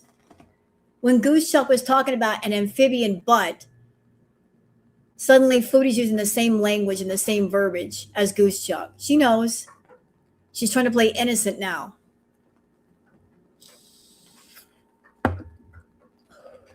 But this thing about the 3 memberships, so let's see. She wants people to pay a membership to her Foodie Beauty channel. Then she's also expecting people to pay a membership to her Kick channel. And now she's also expecting them to pay a membership to the couples channel. That feels familiar. I remember when she had her original channel, the Foodie Beauty channel. She was expecting people to pay a Foodie Beauty membership plus a membership to the Beezer show, plus a member to the couples channel, plus a membership to her OnlyFans, plus her Twitch. Her Beezers got pissed off because they're like, we can't pay for all this. We can't pay for all these memberships. She would start up a new platform and expect people to pay for a membership on that platform before she even makes content. Like, she is really milking those Beezers. And if I were them, I would give her one of these and say, nope, we don't have a reason to do all these memberships. Give us a reason first before you expect us to pay for a membership. Give us a reason to pay for those memberships, because right now we don't have a reason. Paying like $15, $20 a month for what? Show us what you're going to do before we give up that money. But no, she expects the money first, and then she makes promises later. Oh, I'll do it. I'll do it. I'll do it. No, she won't. She gets the money first. And then after you ask her, well, where's the content? Then she makes excuses why she can't give the content up.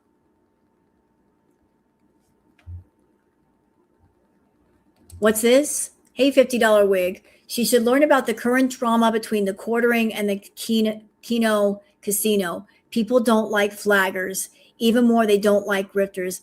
I'm going to be honest with you, $50. I don't know who the quartering is, and I don't know who Keno casino is. I don't know about that side of YouTube. But is that somebody on Kick? Like, I'm over here with Foodie. Like, so this is like news to me. Like, these are new names that I'm not familiar with. But if they're on Kick, I'll do my research on that. You know who the quartering is? Notice Foodie doesn't care that her followers are in your chat. Seems odd, doesn't it? Not really, blue-eyed. Chantal has eyes everywhere, like Sheila.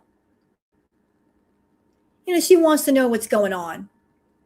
And she's got beezers that they're so eager to prove their loyalty to Foodie that they'll feed her information. You know, she'll put them to work.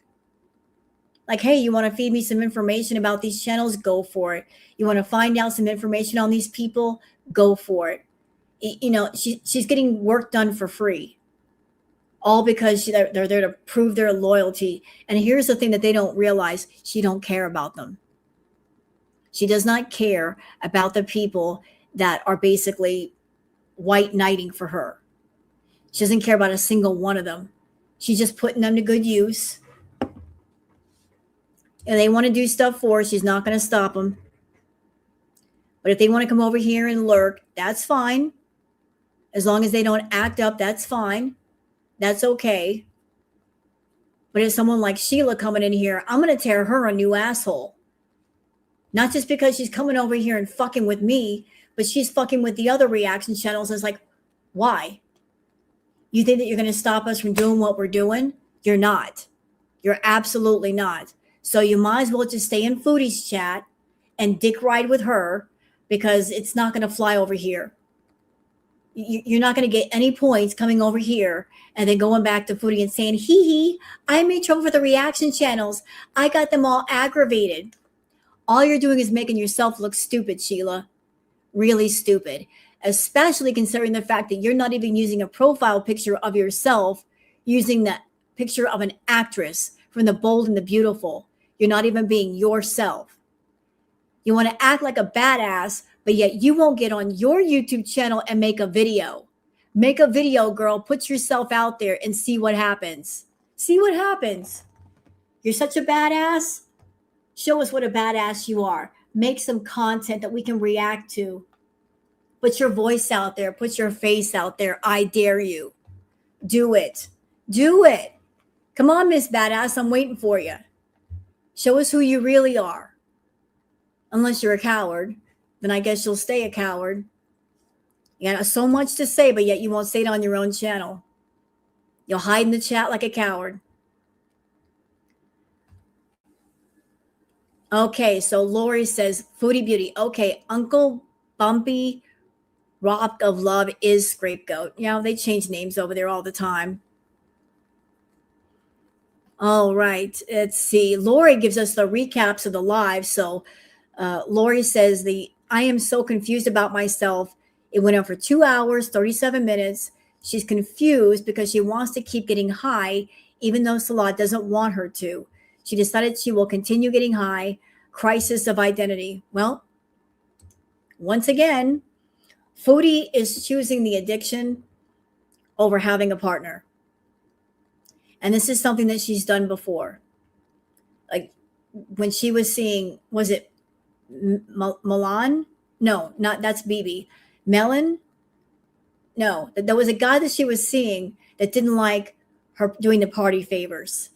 Someone that she was trying to date, they did not like the party favors. So she had the chance to be with somebody that liked her. He didn't like her high though, and she decided to hold on to the addictions. So given the chance, when there's a guy in front of her that says, I like you, but I don't like you high, rather than use that as a moment to say, this is a reason to get away from these things, she'll let go of the guy and hold on to the addictions, even though the addictions are doing harm to her. Like she's always going to, Meaton, that's it, thank you. I forgot the name. It was Meaton that didn't like her high, that said, I don't like the party favors. I don't like them. So she had a chance to be with Meaton, and Meaton said, I don't like the chemicals. You got to pick one. And she picked the chemicals. She sure did. And she's doing it again. She's doing it again. And I'm going to post the link for Goose Chuck in the chat again for those that want it. Ta-da. And this is her kick channel. No, she's not confused. She's conflicted. She doesn't want to stop any of her habits. So I need to accept her exactly the way she is, like no judgment. Yet she wants her cake and eat it too. She wants a guy in her life, but she wants the guy in her life to accept her exactly as she is with no change, even though what's going on with her is toxic. She's like, accept me as I am, love me as I am, even though the way that I am is toxic for me and is toxic for other people. I'm hurting myself, and what I'm doing to myself hurts other people, but just accept it and love it and don't question it and don't argue against it and don't fight against it. Just let me be the way that I want to be, even though I'm hurting myself. And I'm sorry, if you get into a real love relationship, Foodie, no real loving partner is going to be okay with that. If you're in a real loving relationship with somebody who gives a damn and they see you're hurting yourself, they're going to say something. And it's going to bother them to see you hurt yourself. They're not just going to sit back and ignore it. And if Salah is over there ignoring what's going on with you, think about the reason why. How is he able to turn his head and turn his face away and say it's okay and let it continue without fighting much back? It's because he's not there for the emotional love. He's there for the financial benefit. He's getting something out of it. So he doesn't care. He's indifferent. He doesn't care. He just simply acts like he cares until payday is over. Then he's back to being indifferent. Yeah, that's her attitude. If you don't accept me and my stinky farts, you really don't love me. And yet here is the hypocrisy of that, Anna. If Chantal had somebody in front of her who was exactly like her, she would turn that person down. She would say no. If there was a man in front of her that was super, super morbidly obese, that had a problem with food, that constantly farted and burped and pooed their pants and was disgusting, she would not accept that person. She would not. She would say, I don't want to be with a person like that. And yet she expects that other people will accept her the way she is. And before any of those fucking beezers have anything to say to me about, oh, you're fat shaming, fat phobia, you're making fun of Foodie's weight, you're a bully. No. There are lots of people on the bigger side that are wonderful. They carry themselves well. They are educated. They are funny. They are charismatic. I have met many. They're wonderful people. It's not about the weight. It's the personality. It's about the fact that these wonderful people, they cared about themselves. They carried themselves well. Foodie doesn't care. She's purposely disgusting. She delights in being disgusting. She's even said, I like to gross people out. I like being disgusting. I like seeing the disgusted looks on people's faces. It gets her off. That's why she does it. She does it just for that reason. You can be a person of a bigger size and take care of yourself. She's deciding she doesn't want to. But she would never accept a man who was a lot like her. She wants just the opposite. She wants a man who is athletic, someone who's active, someone who looks good, and yet she's not offering the same in return.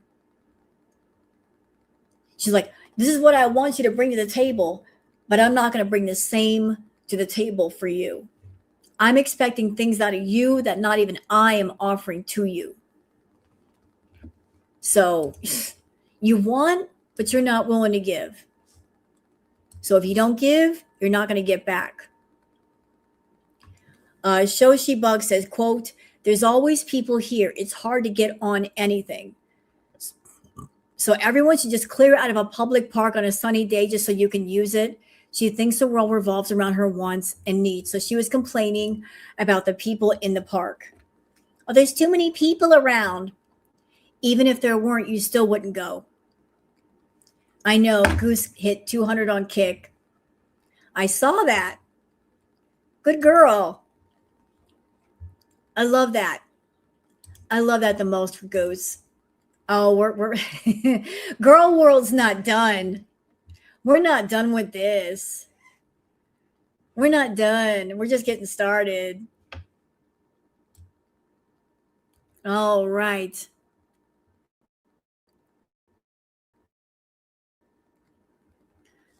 Okay. Oh, Nana Spike T says, time for another side-by-side. The once flowy dress is now hardly able to contain the growing mass. You think this would be a wake-up call, but nope. Enjoy your Fupa Palooza foodie. You're only fooling and hurting yourself. So, let's see. No, we're not going to do that. No music. So, here's a side-by-side.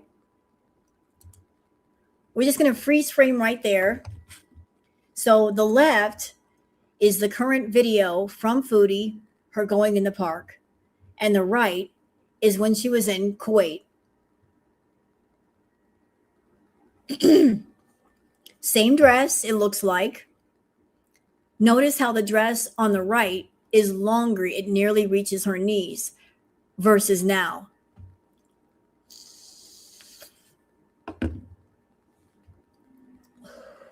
Yeah, what a difference. Her dress is nearly a shirt. What a difference, eh? So there she is walking.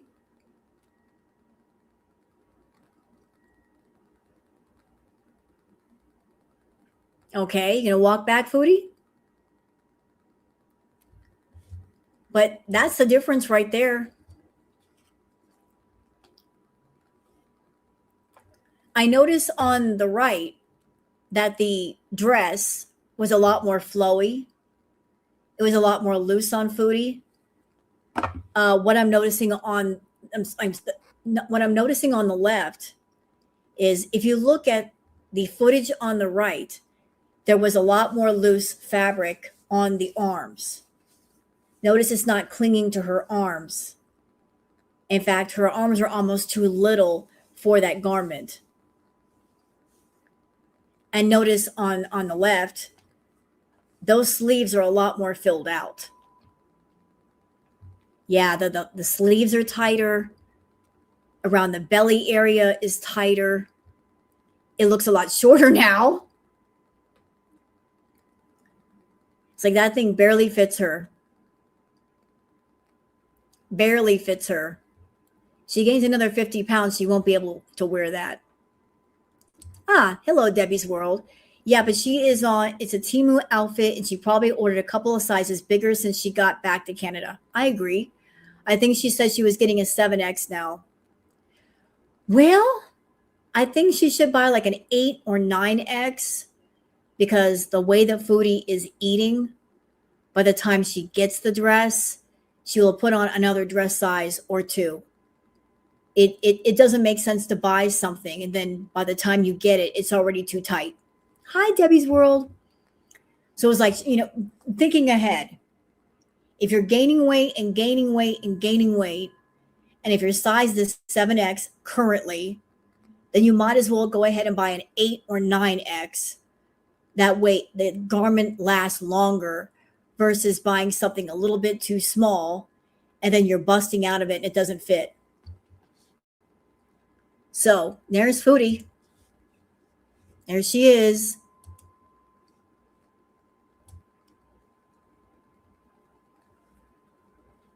Okay, I can't show that footage of Julia. I can't. No.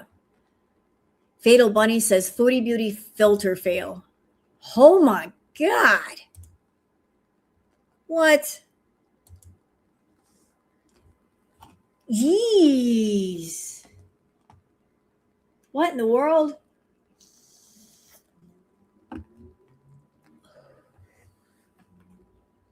Don't. And that, ladies and gentlemen, is the power of filters. That's what filters can do for Foodie. Takes a lot off, doesn't it? Takes a lot off. A lot. Yeah, the filter fail. And I'm a bit of a nitpicker as far as details. Forgive me. Let me tell you something else that I've noticed when she uses the filters. All right. You know what, like the biggest thing for me is look, the bridge of her nose. Notice with the filter, where the hell is the bridge of her nose? Where'd it go? How it look? Look, from her eyebrows down to here, she has no bridge of her nose. It's gone. And then all of a sudden the tip of her nose just pops up. What happened here? What happened? Like, I'm sorry, I focus on things like that, but it's just like it looks so out of place. Where's the bridge of her nose? It's just like it's from here to here, there's nothing. And it's not here either. But I'm also noticing with the filter fail, notice the bridge of her nose over here, like here, the width is a lot wider than over here. So confirmed, she is using the filters to narrow her nose to make it look smaller. She's trying to make her nose look smaller. I'm certain that the nose being symmetrical to the rest of her face, it's also gotten bigger. If her cheeks are bigger, if her forehead is bigger, if her eyelids are bigger, best believe that the nose is also bigger. You can't just selectively gain weight in different parts of your face and not in others. It's all just going to be symmetrical to each other. So that just bothered me. Like, where's the bridge of her nose? It disappeared. Yikes. Donna says, this is the new yellow dress. What's this?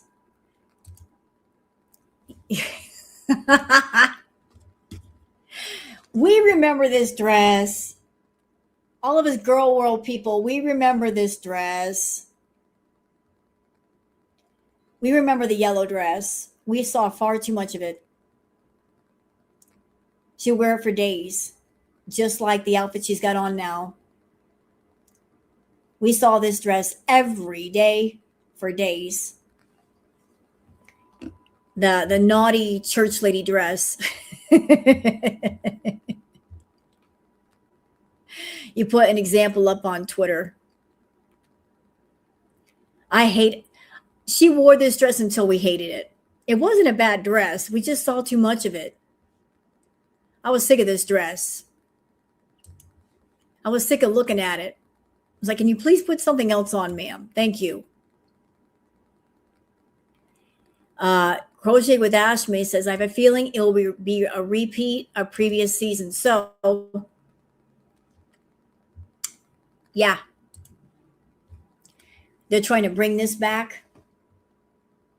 So, this is supposed to be a couples channel. How exactly are you going to do a couples channel if the couple is not currently together and they are not in the same place to do content together? Is it going to be like she's going to post stuff on there by herself and then he's going to post stuff on there by himself? Because they can't do content together. He's somewhere else. So how do you revive a couples channel if the couple is not in the same place? That makes no sense to me. It sounds like they're trying to save the monetization of this channel so that it won't go away.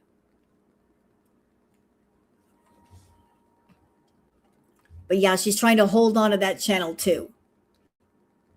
For some reason. Don't know why. And here we go. Lori says, Foodie Beauty. And there's the grift. Nina, I have to buy a keyboard. Cost about 500 to 750 USD, a good condition one. Well, isn't that interesting? Isn't that something? Chat, he's in Syria. So shouldn't he be asking for his currency, not USD? Why is he asking for $750 in USD?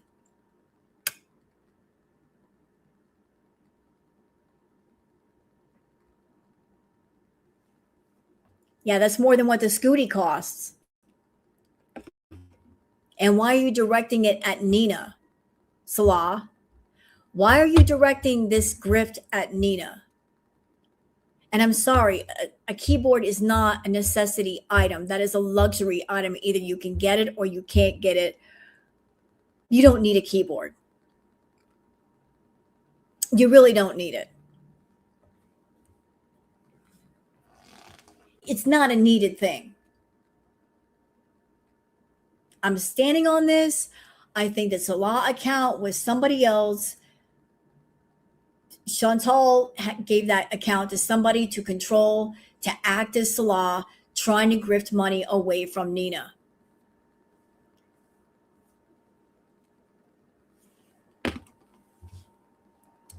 Right. Why is he mentioning this? This is so inappropriate. Why is that anyone's interest or business? He had a keyboard, and I thought he was poor in Syria. Well, because grifter's going to grift. Somebody's trying to grift somebody here. Somebody's trying to grift Nina for some money. Nina has not been giving as much money as she had. Well, I think the people who are behind the scenes with Foodie, the ones that have the deepest pockets, even they are reaching a place with Chantal. They're reaching a place of, we can't afford her.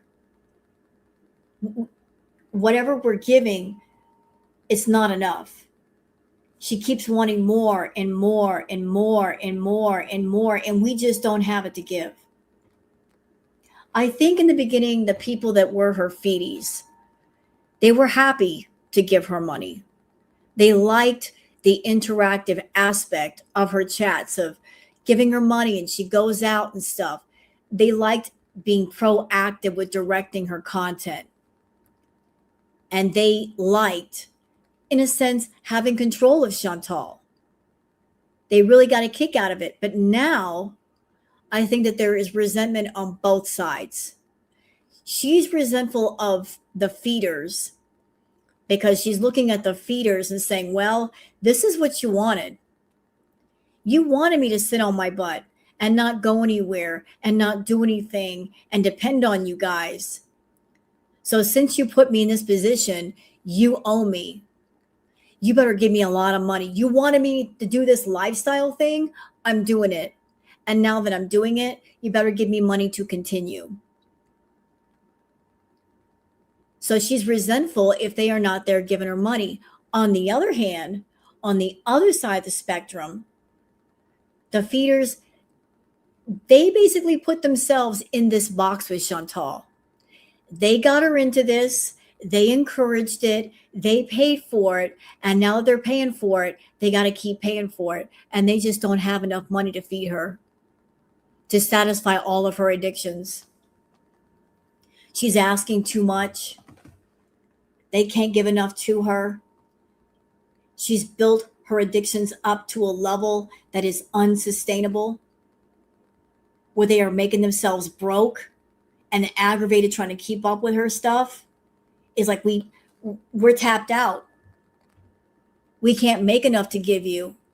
So there's resentment on both sides. Like Chantal's resentful that she has to rely on them for money, but they're also resentful of her, of like, you're relying on us too much. We can't supply everything. And you're not willing to work and make your own money and kind of give us a break. She consumes their time. She's like demanding, like, you got to be in chat for me. She's not even trying. But at the same time, they are the ones that helped her get on this path by giving so much. You know, there's this entitlement. They started it. They started that fire. And now that it's started, they got to keep feeding it. So, I mean, it's their fault. It is all their fault for just not encouraging her to go out and make her own money. And here we go. Also from Lori. I'm sending it now, King Beezer. Ooh, look at that. With hearts. What is this? Is there something going on with Nina and Salah? Hello, Barikwa, Mama. What's going on with Nina and Salah? What's going on?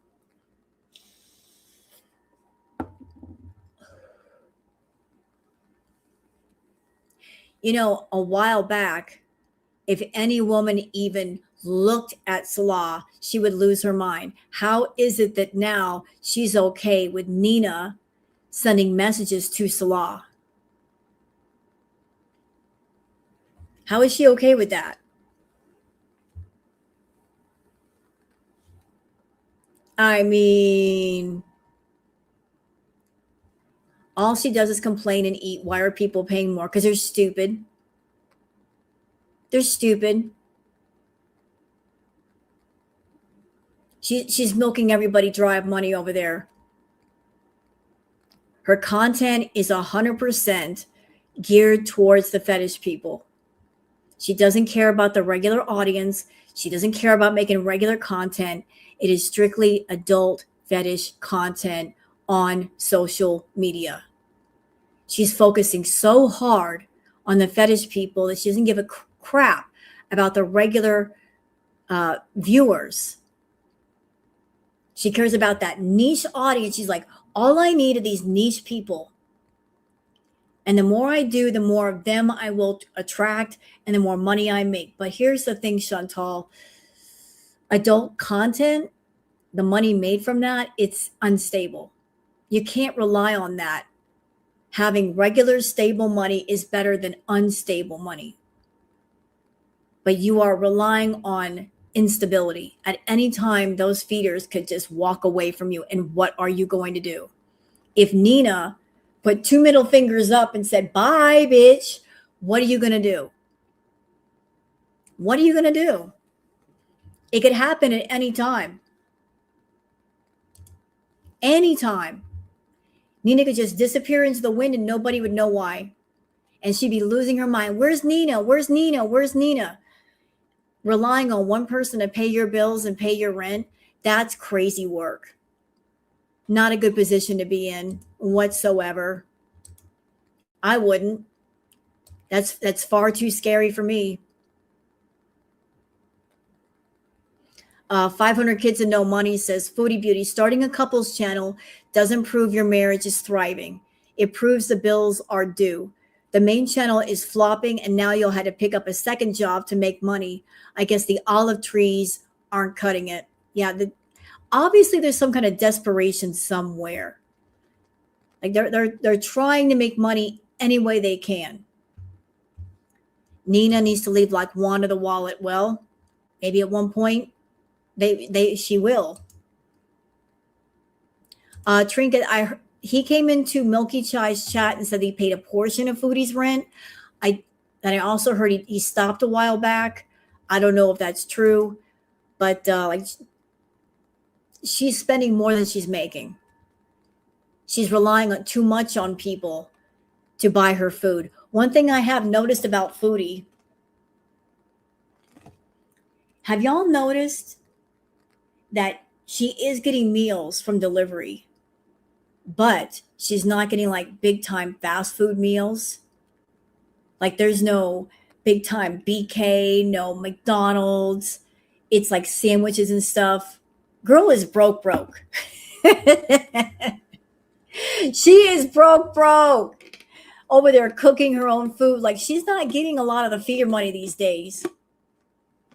She's like over there saying, I got to go buy groceries.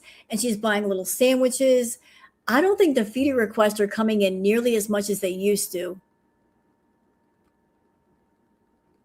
You know, look at what she's eating, like eating little things. She's not like losing her mind on the food. So either she's eating a lot more behind the scenes or she's low on her money. But I'm noticing like she's getting like sandwiches and little chips, and that's not Foodie. Oh, she got New York fries, $70. Well, you know what? If Foodie is spending $70 for one meal, then she can save up money and give her husband money for his keyboard if she cares that much. She's live on Kick, I know. And she can wait her turn. She can wait her damn turn.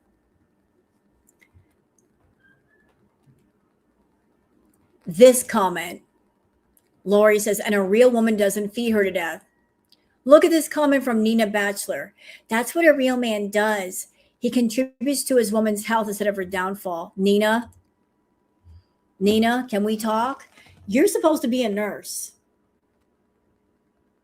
You're over there giving Foodie money to eat beaver tails and other fast food. You're in her chat giving her money, knowing exactly what it's being used for. You're supposed to care about Chantal. Is this the way you care? Giving an addict money for their addictions, knowing it's making them sick, watching them lose their mobility, blood pressure and blood sugar through the roof. You're supposed to be her friend. With friends like you, who needs enemies?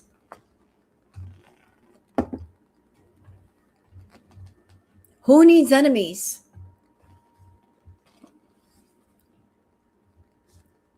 No. Nina is not saying she's a man. She's talking about Salah.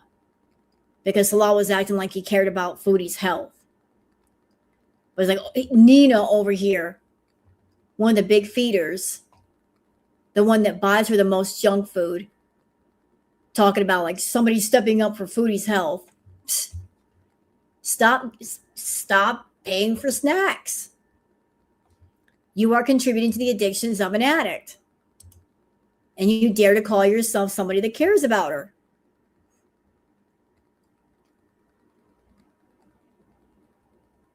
All right.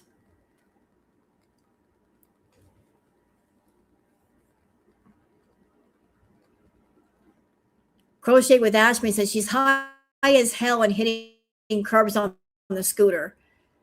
I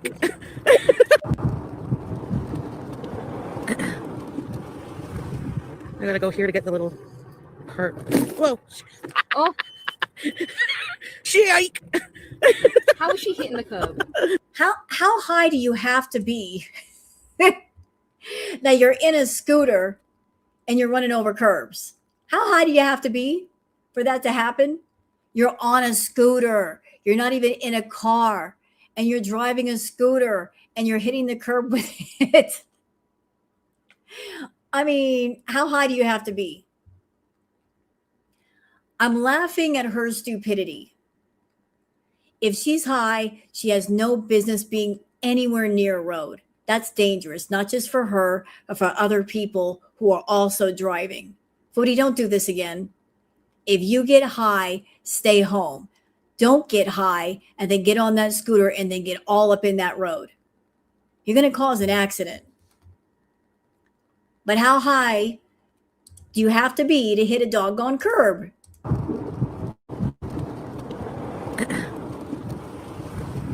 I gotta go here to get the little cart. Whoa. Oh. Shake. How is she hitting the curb? Almost flew off this thing. And by the way, Foodie, get your ass off the road. Get on the sidewalk. You're on a scooter. You're not in a motorized vehicle. You should not be in the road, ma'am. That's dangerous. Ash. Milky is meanie.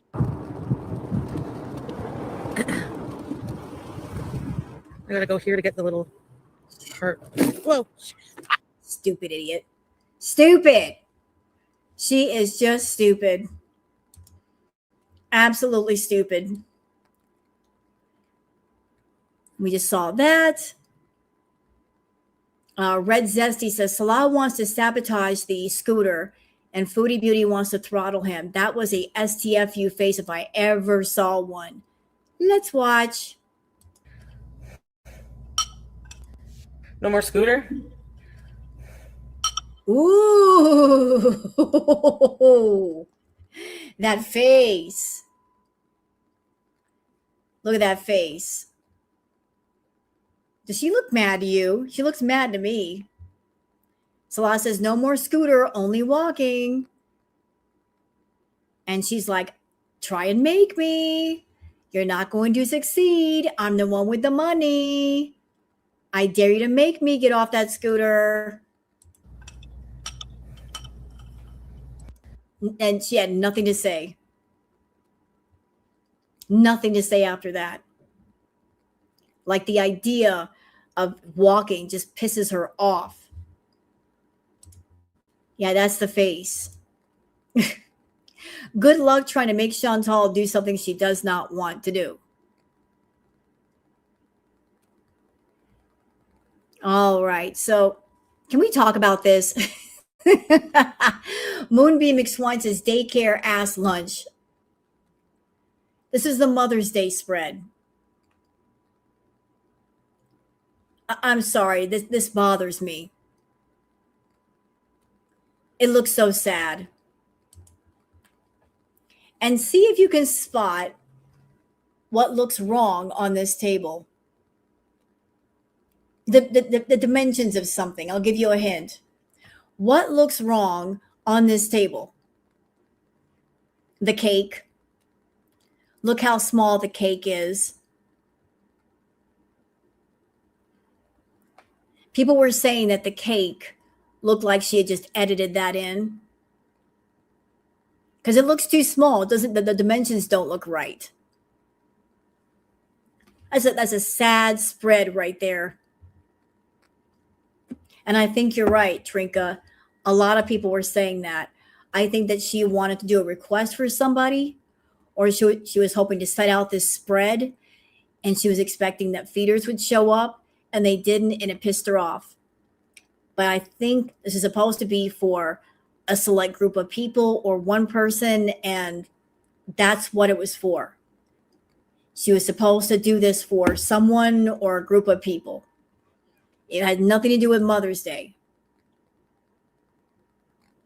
It had to do with, hey guys, I've got all this food and I'm going to eat it, so you guys better be watching me. Yeah, the lettering was awful. Kindergartners could have done better. Okay, so that's it for the Twitter peeps. All right, so we are going to, let's see.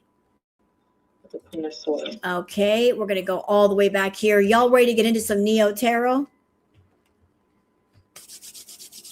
Y'all ready? We're going to get into some Neo Tarot.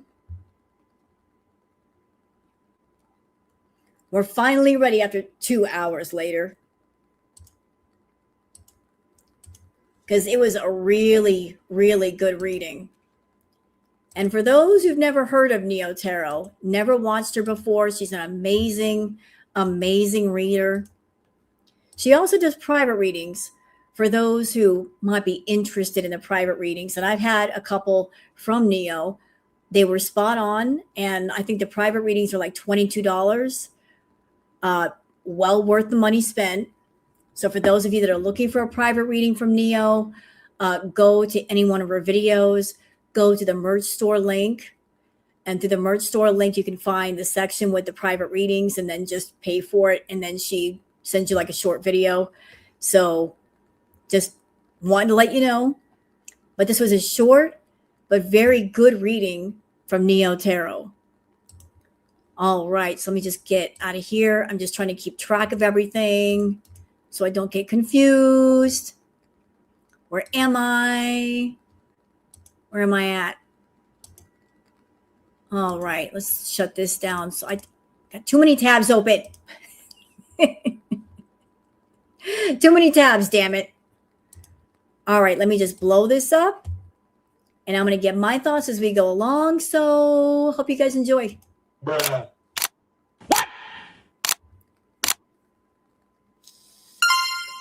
Hey y'all, hey, let's get into this amazing reading for Foodie Beauty. This reading is alleged and for entertainment purposes. Sometimes the tea is hot, sometimes it's not. You have to watch the video to the end to determine for yourself. If you are new here, welcome. And if you are always here, welcome back, friend. Don't forget to like, share, comment, and subscribe. Remember, this reading is, like I stated, for entertainment and spiritual discussion purposes only. These are alleged energies, intuitive impressions, and symbolic interpretations based on tarot. This is not stated as factual reporting, and viewers should use their discernment because we're reading on an energy that is quite clogged. It feels like her is bubbling, it's boiling, but it's not like water boiling. It's like a thick, ooey gooey substance that's boiling, and it's like trying to find air. It's trying to have little pockets of air. It's a very thick energy, very thick substance trying to, grasp at something. Air sign, Aquarius, Libra, Gemini. So let's just acknowledge that anyone listening to this energy or listening to this reading, rather, that you are a clear air channel. I'm a clear channel. I'm not a carrier. I don't receive what doesn't serve me. I receive what serves me, and I return to myself whole even after it. To address this comment, hey, Melanie, Neo sounds so annoyed with Foodie's whole vibe during this whole reading, just over it. Well, Foodie has really nasty, nasty energy. Anybody that reads on Chantal, her energy is just nasty. Her vibe is just nasty. It's really, really dark, nasty, clogged up, dark, just yucky, dirty energy. And yeah, like Neo does sound annoyed, but that's because of the energy that Foodie is putting off. It's really, really bad. It's not nice energy to read. So that's why. Because her energy feels very thick. And in speaking of such, I'm going to take it from my ancestors' points of view, energetically, meaning that what they see, what they foresee, what they're calling out, what they're you know what I'm saying? Seeing, as opposed to me calling on said energy. I'm just going to allow my ancestors to do it energetically, allegedly. Okay? I know that. All right. So Spirit is acknowledging right off the back that she needs a spiritual bath. We've spoken in regards to what I've picked up on before, but my spiritual team is acknowledging you need to bathe. Okay. Right out of the gate. Right out of the gate. And this is not the first time that Neo has said this to Chantal. You need to bathe. You need to clean yourself. You need to clean your spirit. You need to clean your skin. You need to bathe. This is not the first time that this has come up. She said, you need to take a bath. You need to bathe yourself. You need to cleanse yourself. You got all of this stuff on you, in you. It needs to be cleansed out. But right out of the gate, Spirit is saying, you need to take a bath. You need to bathe yourself. Like, this is ridiculous. Calling her out and saying, you need to bathe, ma'am. Number one, you need to bathe. Water, Pisces, Cancer, Scorpio. You have anxiety, sadness, fear, and depression, and you need to bathe. You need to get this energy off of you. You need to focus on satiety within, relaxation, regeneration, satiety within, and replenishment. I do see candles here, just acknowledging that you're into it. You're into manipulating energy. You're into dominating with certain items and whatever. Okay, that's your thing. There's that mention of her doing candle magic. She's doing some kind of spell work, candle magic. I believe she does. But here's the thing. Foodie, you're not going to get what you want. You are not going to hurt people, even if you use another person to do the work for you. because you're low energy and you have no energy for yourself, you're not going to get what you want. All you're going to do is make more trouble for yourself, because you can't throw out that hurtful, nasty energy at somebody without it coming back at you. What you send out, you then will get back, and it's going to kick your butt. So if you're in a situation where your life is just it's crap, does it make sense? And is it wise to toss out hurtful, nasty energy when all it's going to do is boomerang back to you? So whatever you're doing as far as candles or rituals, you need to stop.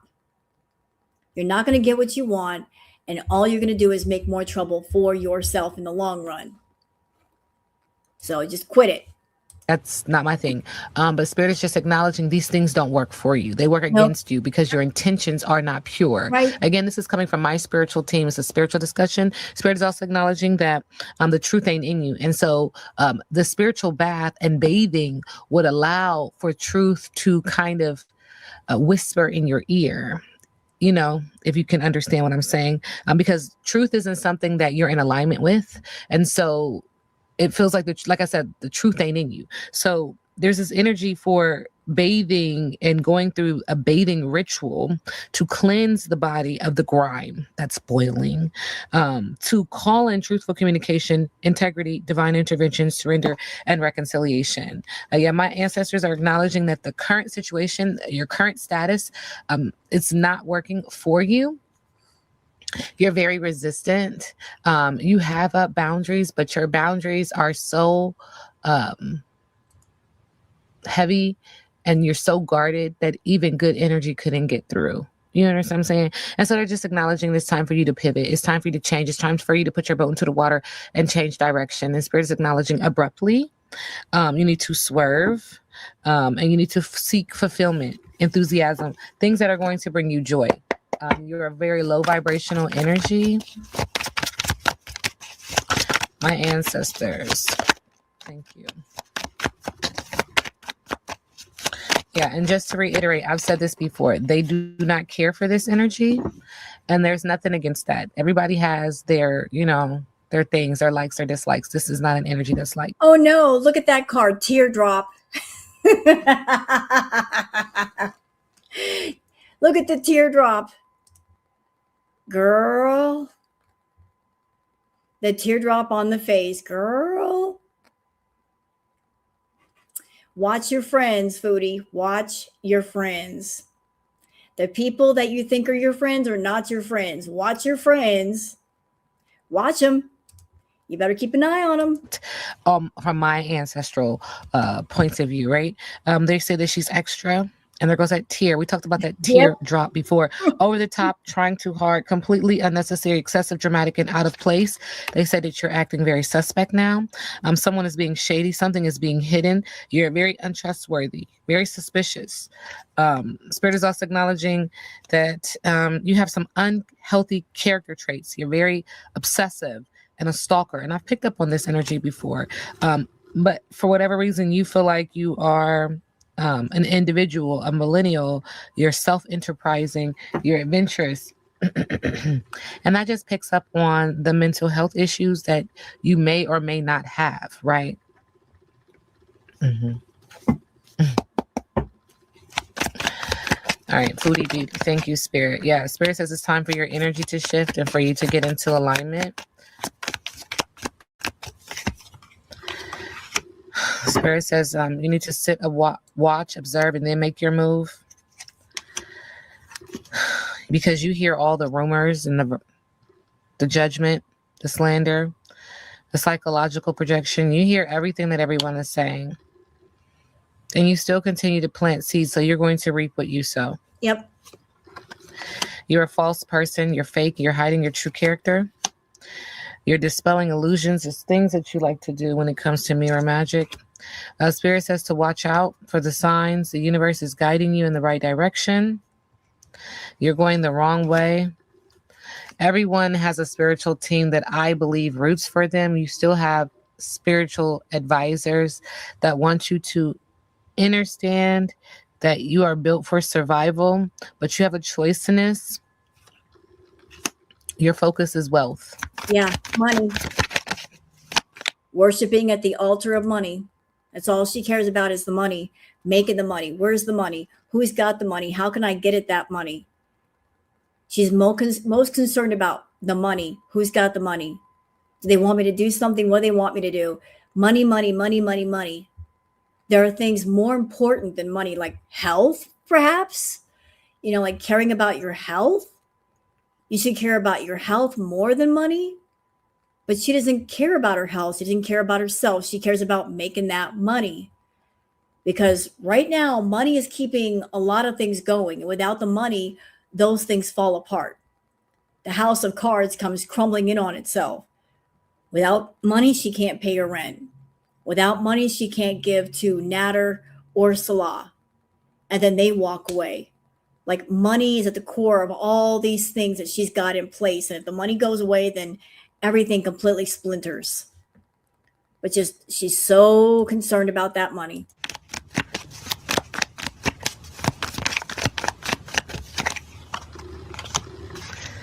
And you need to ascend to the highest level of human existence. However, you're filled with rage and confusion because you're trapped in a dark web. You're trapped in lucid dreams.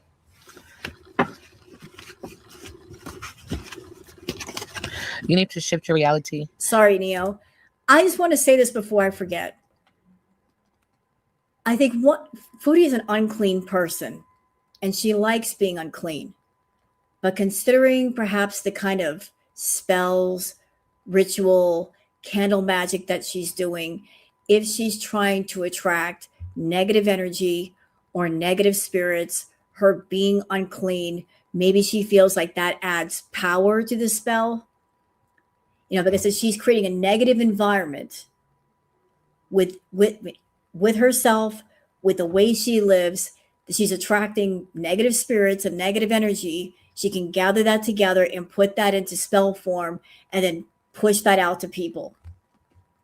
And that may be a reason why she's refusing to go take a shower and get clean. Because when you go in the shower, it's more than just about cleaning your skin and cleaning your hair. You're actually helping to clean your spirit. And you get out of the shower, yes or no? Do you not feel brand new? It's more than just cleaning the outside of you. You're helping to clean the inside of you as well. But she's very resistant to taking a shower. Why? Why is she so resistant to cleaning herself? Because she wants that dirty, nasty energy and the things that are attracted to it. She's trying to attract things to her. The thing about it is, regardless of whether you want to do it or you choose to do it, it is inevitable. Everything that's living will die. Okay? That's just what Spirit says. So you can, shift your reality by choice. Or literally by force.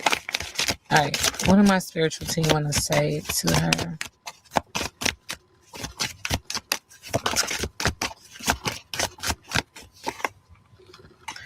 Said you're a young ass. I said they don't really care about you for you because you do not listen. Anything else? Thank you, Spirit. They said he lied and they tried to warn you. So shut up about it. Your ancestors are here. Okay. Boom.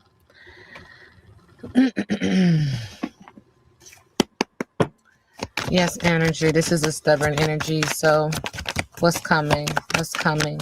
What's coming? Well, in a few days, Spirit says a lot of your androgynous energy is going to be exposed. It feels like you're going to be called out for your androgynous behavior around this relationship. It feels like you're going to be exposed for something you said, did, wanted, had in this quote unquote marriage. And Spirit says it's also going to reveal that you're sick. You have health conditions that are worsening. There's dis-ease in your energy field and mental illness. Okay. Exposed. Yeah. Spirit says that you need a spiritual bath. Again. You need to focus on beauty and interesting foodie, beauty and self-love. Interesting. Something else is coming. Thank you. Yeah, you drowning in your emotions. Spiritual bath. Water keeps coming up. Pisces, Cancer, Scorpio. Drowning in your emotions. Something unpredictable. Again, exposed. It's going to make you quite emotional. That's what I was saying. I'm wondering if the reason why he wanted the couples channel was to say things about Chantal. If she gave him full control, full access to that channel, if she gave him all the keys to the kingdom and he locked her out, he can say what he wants on that channel, can't he? What's she going to do about it? He could be lying to her to get access to that channel, saying, I'm going to post vlogs. But he knows what Girl World is looking for. And he knows what we'll watch. So she gives him all the keys to the kingdom and he locks her out. Yeesh. He knows he could make some money off Girl World by saying a whole bunch of stuff about her.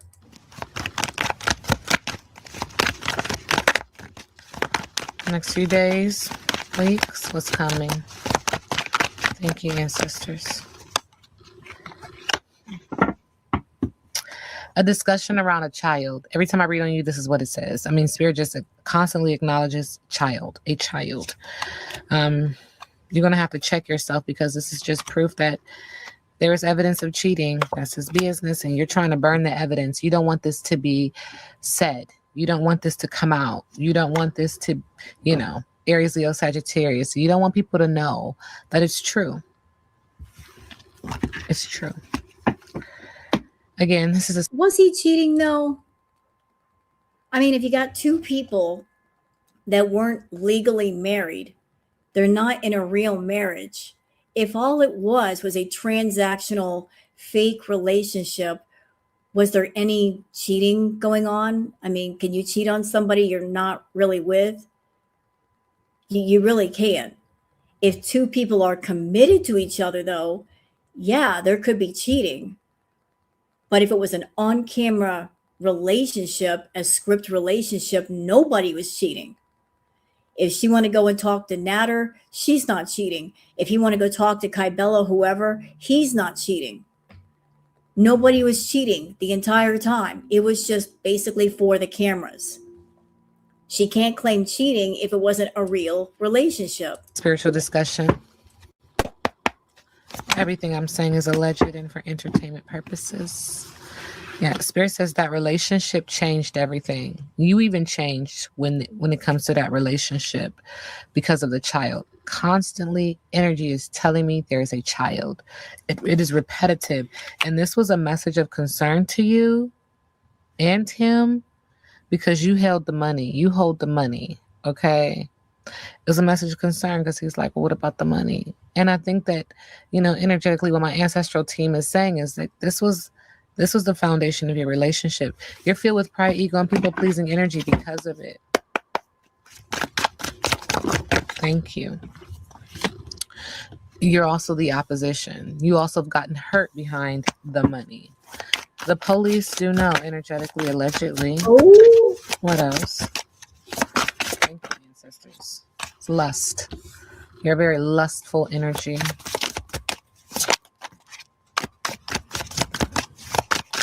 What's coming? Yeah. The police. Oh. In the distant future. Uh-oh. Because you're a thief. Oh. You rob mentally, physically, emotionally, and or spiritually. Wee woo, wee woo. The police. Honk, honk. It's the sound of the geese. Honk, honk. It's the sound of police. How appropriate. What'd you do, Chantal? What did you do that the police are going to get involved? What did you do? The police are going to get involved, ma'am. It's going to be a surprise, and it's going to create a lot of conflict for you. You're going to be so angry behind this situation.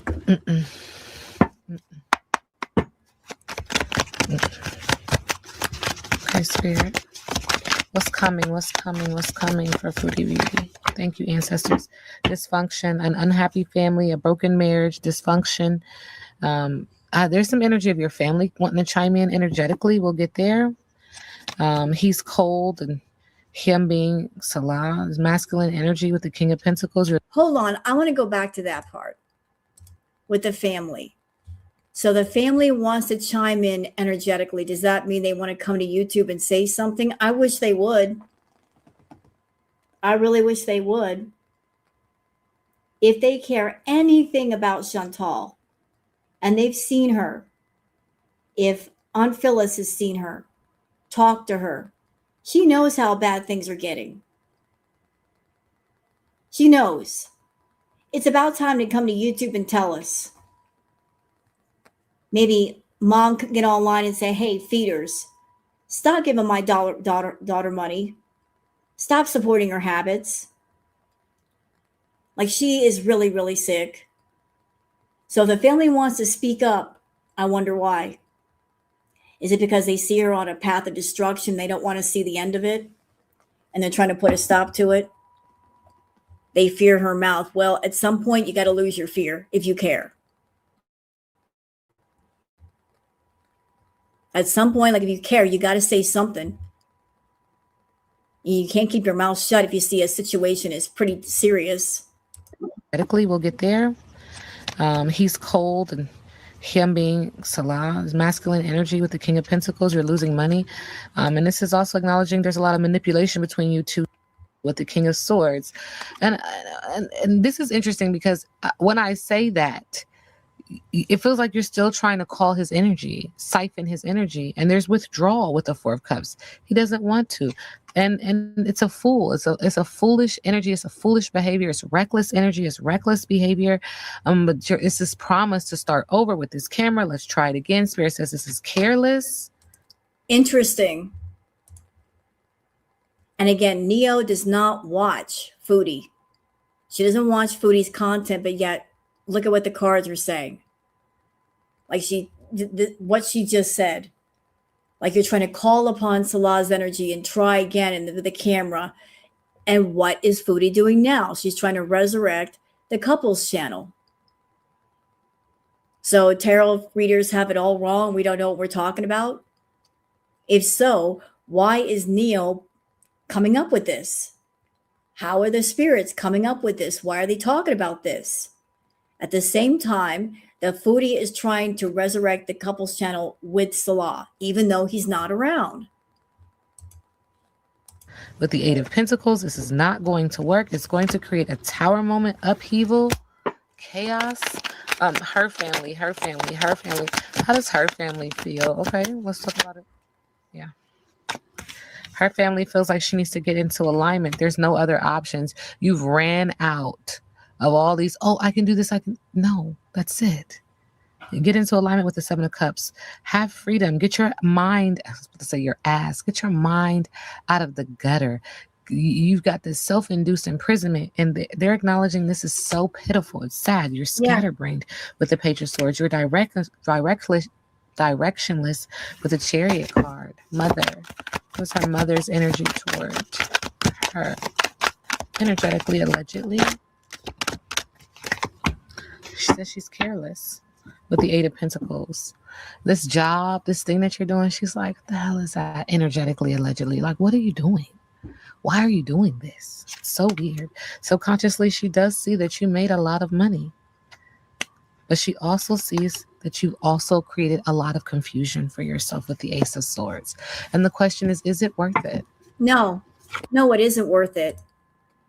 Because Chantal has put herself on a hamster wheel that has a dead end attached to it. She gets on the hamster wheel, she starts moving, and she's thinking, I'm going somewhere. But she's just running in circles. And she does her self-TED Talks in her head of, I can do it. I can turn this around. I can make myself healthy. I can make more money. I can get ahead. At the same time that she falls further behind. Like, the best she can do right now is tread water. She's not moving forward. She's not going backward. She's just treading water and staying in place so she doesn't, like, go underneath the water. Like she's at a place with her habits, with her addictions.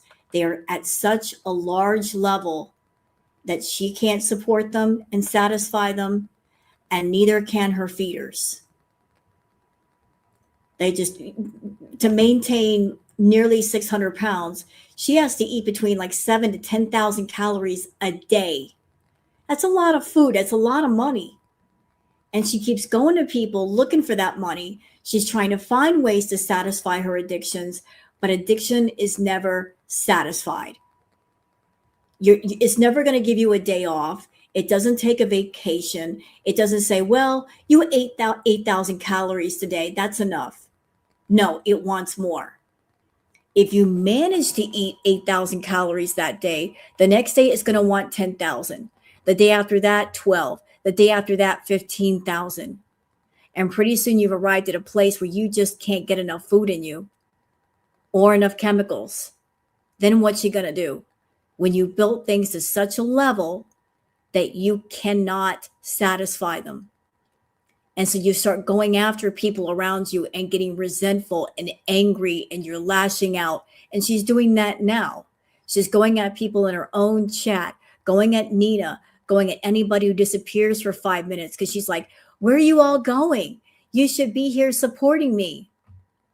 She's counting each and every person that's in her chat. She notices the people that are not there.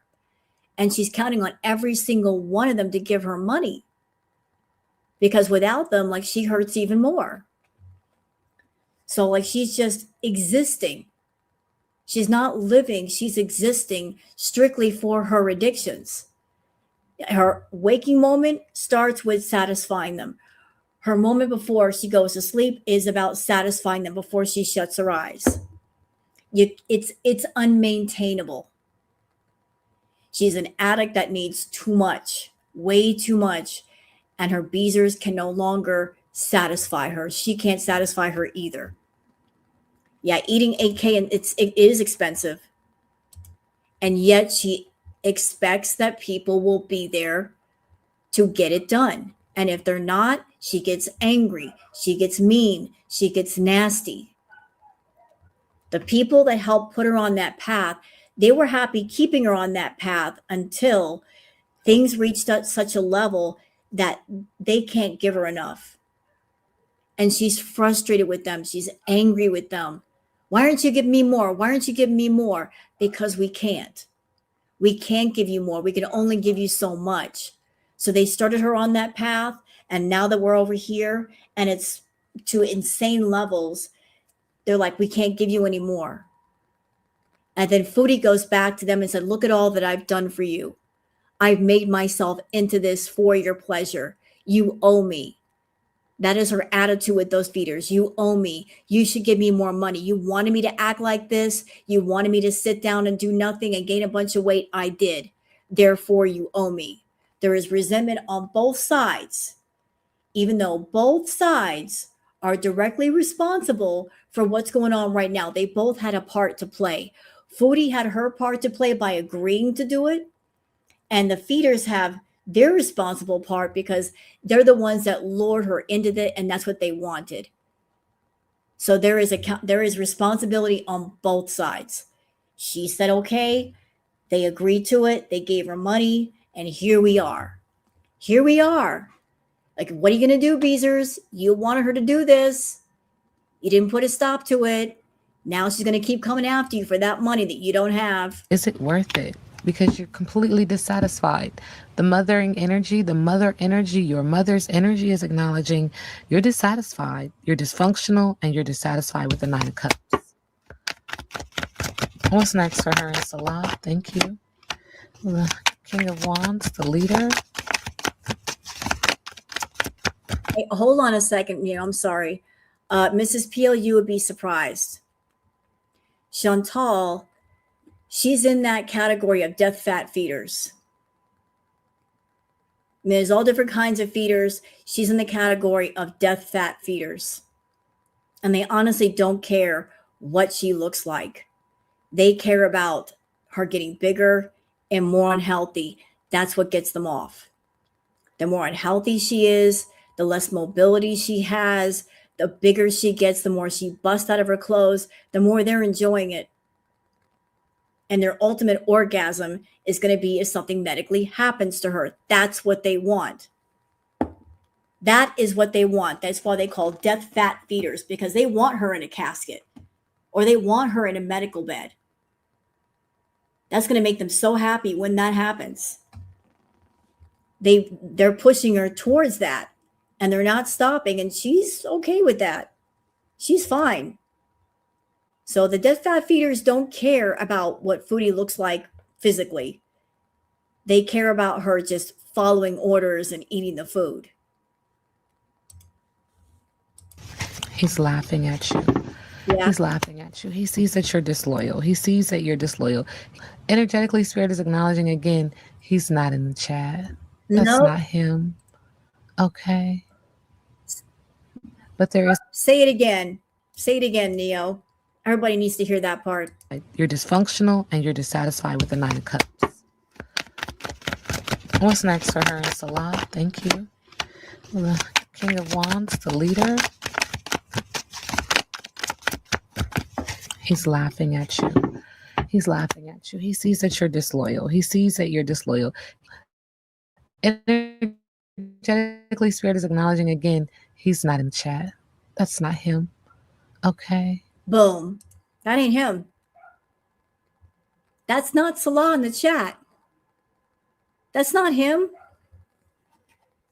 That's somebody pretending to be him. Could be Amai, could be somebody else. That's not Salah. So who is the person pretending to be Salah? And why is this person going to Nina saying that he needs between $500 to $700 for a freaking keyboard? Again, I think it's somebody around Chantal that they're trying to trick Nina into believing that it's really Salah, so that she gives up the money to quote unquote Salah, and that money is really going to Chantal. Chantal does not want to go to Nina and say, can you give me between 500 to 700? No, she's going to be sneaky and sneaky about it and pretend to be Salah. But the money is actually going into her account. That's how I feel. Yep, I agree. Sometimes the English is too good for it to be Salah in her chat. I agree with that too. I've been saying it forever. That's not him. He has not been in the picture for months.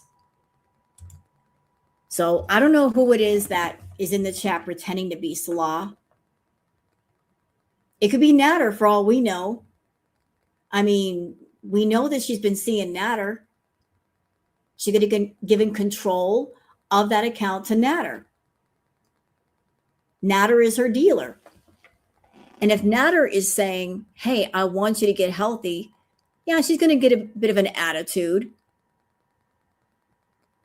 If Natter is telling her, look, you need to lose weight, you need to get healthy, she's going to give an attitude to that person. Natter, believe it or not, actually did try to get her a little bit healthy. The smoothies and the meals and making her walk, and she didn't want to hear anything about that. She gave major attitude. She blew up. So it could be him. It could be somebody else. I'm not sure who it is. But isn't it strange that all of a sudden, here's Salah asking for a bunch of money for a keyboard.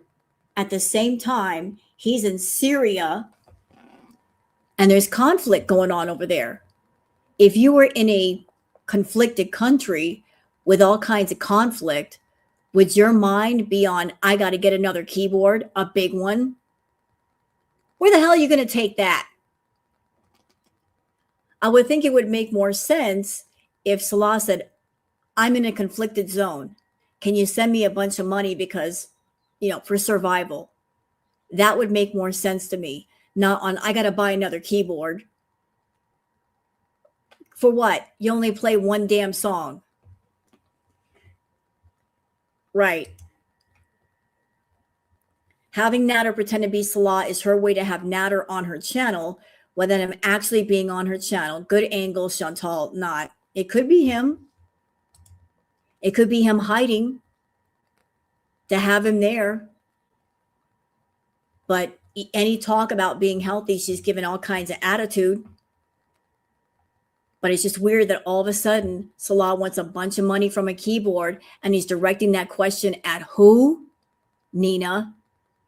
Going straight for Nina, the person who's been giving Chantal money. He's not saying, hey, everybody in the chat, I was thinking about getting a new keyboard. Can anybody help out and give me money? No, he went straight for Nina.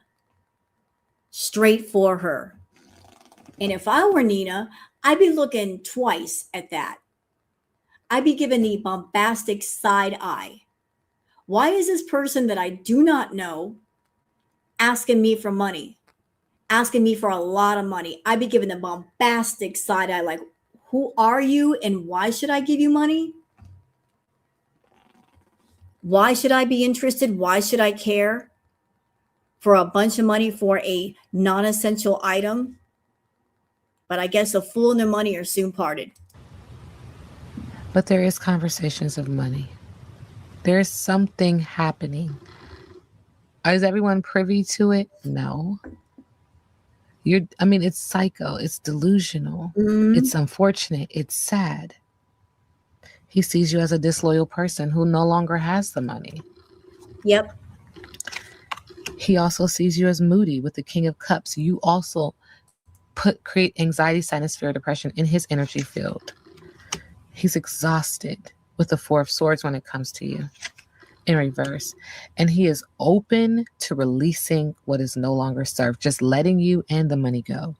So if this is true, if Salah sees Chantal as someone that she's running out of money, she doesn't have much money, wouldn't it make sense that if that was Salah in her chat, which I don't think it was, but if it was, would it make sense that he is directing the target now at Nina? Like he's addressing her. He's not saying, hey, Foodie, send me a bunch of money for a keyboard. He's going straight for Nina. Why? Nina is Chantal's feedie, not his. Why should Nina give him money? He's not doing content. He's not online. Why should she give him money? But if you're a scammer and if you've been milking money out of somebody and they're running out, what are you going to do? You're going to shift the target where it's fruitful. You're not going to stay near a tree where there's no fruit. You're going to find one that does bear fruit. Yep. I said that too earlier, Broasted. That Salah is nuts. $500 can buy you an 88 key digital piano. He doesn't need something that fancy with his skills. Actually, Broasted, I just showed on eBay. He can get a nice big Casio keyboard for less than $100. Less. If he really cares, that's really him in the chat, he can buy a Casio keyboard for less than $100. He doesn't need $700. That's ridiculous. You can go on eBay all day long and find keyboards for less than $100, $56, $70. You don't need $700. That's stupid. That is so stupid. He might spend $70 to buy a keyboard and pocket the rest. Because, $700 is a lot of money. Spend about $50 on the keyboard, keep $650 in his pocket. That goes a long way in Syria. A long way. That's like over a year's salary. With the Four of Pentacles in reverse, because he's overwhelmed with the Two of Pentacles in reverse by his mistakes. With the Three of Pentacles in reverse. Hold on a second. I'm pressing buttons here. I'm just trying to keep up. Sorry. Hello, Nancy. Thank you. Do you realize how much $500 in Syria? People would cry to see that kind of money. Exactly. That's so much money. So much.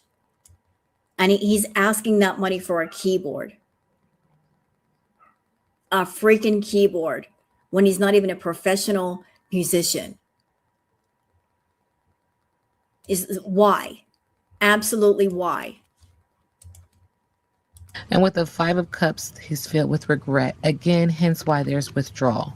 With the Four of Cups, sister energy is coming through. He's isolated his energy from you with the Hermit card.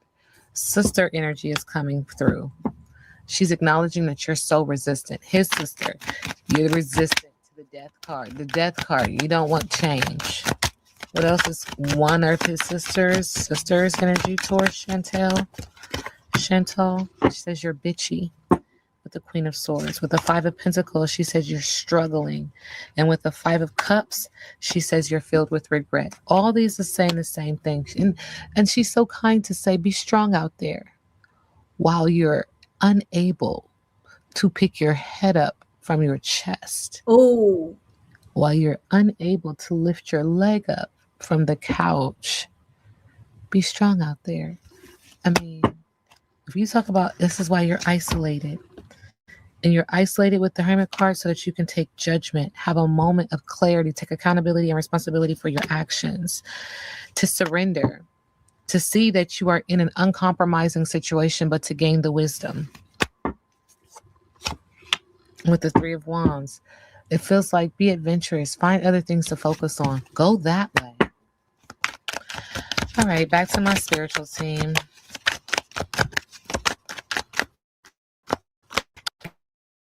What's next? You're at a crossroad. There's a decision that you need to make. Spirit is already acknowledging you're going to make the unhealthy decision. That's your business. Okay? And this decision that you're going to make that's unhealthy is you focusing on the money with the Nine of Pentacles, because that's what's going to bring you joy. That's what's going to bring you happiness. That's what's going to make you feel fulfilled, right? Again, Spirit says you're resisting change. You're averting disaster. And you will be quitting. With the Seven of Wands, you won't persevere in this because it's going to uproot this poor decision that you're going to make in the next few weeks. Is going to uproot everything in your home with the Four of Wands. It's not going to work out. And you know what? When I was watching this part of the reading, I just got this sense. I know this doesn't make any sense if Chantal did this, but when I got to this part of the reading, I kept thinking, oh my God, is she actually going to try to go back to him? Like this talk about uprooting the home and this disastrous decision. It sounds like she's going to try to leave. That's what it sounds like to me. That she might try to travel to go back to him. But I don't know where she's going, if she's going to Malaysia or somewhere else. But I just got this sense of she's going to try to travel. And she really shouldn't be traveling because she's too sick. Very, very sick. That'd be the dumbest thing ever. But she's going to do it anyway. She's going to try. And this is all because of the Empress. Let me tell you something. I told you at the very beginning of this year that this was going to be one hell of a year. You have a divine feminine energy who is not letting up on your ass. Okay? The mother. Now, this could be his mother. This could be the mother of his child. Not letting up on that ass. They making sure that every day is your worst day. What is her energy saying in regards to Chantal? She's carrying this intention in her belly. She's going to give birth to her intention when it comes to you. And she said, we tried to warn you to leave us the hell alone. And I said it. Now, nobody cares. I said it. Look, I don't care. You can do hard things. But you do not listen. Young ass. Well, that's that. You guys call me back. So that last part of the reading, that's actually come up a couple of times in Neo's readings. That it feels like Salah's family, they gave her a pass. They gave her a chance to let go quietly. That's all they wanted, was for her to let go quietly. Stop talking about Salah. Stop talking about them. She just goes back to Canada, lives her life, and that way nothing has to get ugly. They're like, we're letting you go. You can go back to Canada. You can go back to your life the way it was. Just leave us alone. And Foodie will not stop. It's been 6 months since she got back to Canada. She still has not stopped talking about Salah, doing everything in her power to hold on to that man, even going so far as to make AI pictures. They tried. They really tried to give her a pass so that things don't get ugly. And she keeps insisting on pushing the button. It's 8 months. There you go. I mean, they've been patient. Very, very patient. Oh, what y'all are telling me about Goose Chuck? Let me see what's going on here. Yay! Goose Chuck now has 222 followers on Kick. Holy shit. Good job, girl world. Damn. We're getting it done today. Love it. Love it. Goose Chuck is going to be in shock when she sees that. But, and there's the link for those that haven't joined up yet. But yeah. So, Foodie, you in a world of hurt. You really are. It sounds like you're in a world of hurt energetically. You trying to get Goose Chuck off of YouTube, that's a mistake. All you're doing is putting her on another platform where she can say whatever she wants. She doesn't have to use code words. She can run her mouth the way she wants to. And she's probably going to get pretty popular on Kick. She's going to be your worst nightmare on there. You know that, right? You should have left her alone on YouTube. Kick was tailor-made for someone like Goose with her salty mouth. I love it. She's going to hate it. So y'all, I saw your comments in here. So Foodie's live was pretty wild, right? Is that what you said? Why was it wild? What happened? Somebody give me the deets. What happened? Was she complaining? Was she grumpy? What happened? Should I peek? Should I take a peek? I'm going to take a peek. I'm going to take a peek. I want to see what happened. What happened? Did Gucci cover it? Oh, that's a workout tutorial. Who covered it? Damn it. I don't want a raw dog Foodie. I'm looking. Let's see. Did Chantal Gucci cover it? No. That's 2 minutes, though. I need her live. Where it is. Let me see here. Oh. What happened to her foot? I'm seeing a picture of a foot. What happened to her foot?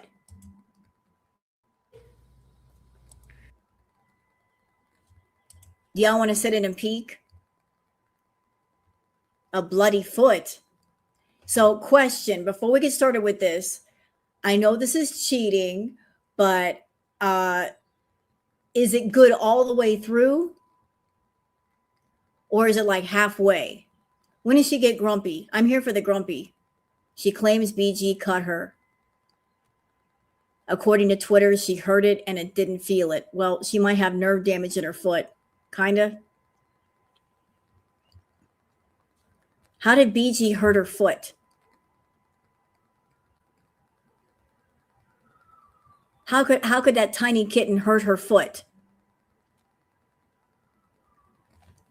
You know what? Let's just see what's going on here, shall we? Since we're here, and this is courtesy of the channel Chantal Gucci. So big shout out to Chantal Gucci. Oh, Chantal, you're looking as attractive as ever. Let's see. I'm good. Falafel platter. Nope, and she's doing the food. No. A falafel? I'm not watching her eat. Nope. Oh. Hey, Serenity. Snow Princess.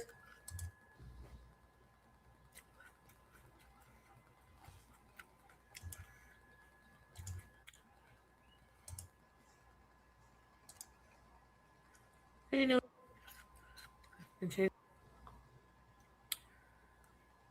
Exercising can help regulate appetite. There's something going on, weird, creepy, and I don't know. I don't understand it.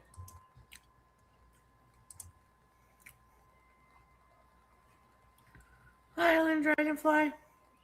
I didn't walk it today, Evelyn's. I slept all day. Yeah, you know what? You're right. She probably did something to herself so she wouldn't have to walk. She'd have an excuse. Whenever it comes to exercise, there's always an excuse. Oh, my sciatica. Oh, my back. There's always a problem. Always a problem. Thank you, Liv. Like she I don't know if she did it to herself.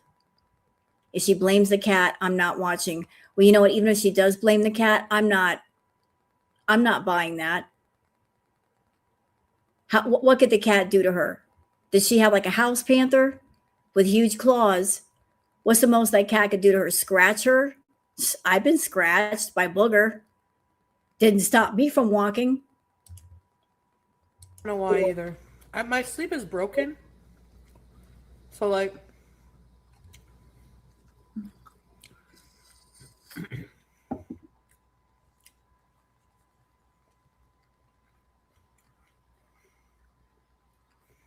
Hey, save us GTA 6.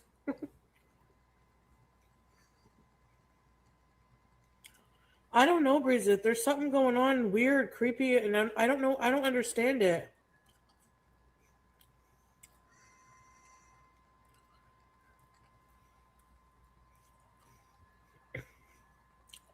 I've talked to Scrape, and I don't know. It's mind-blowing.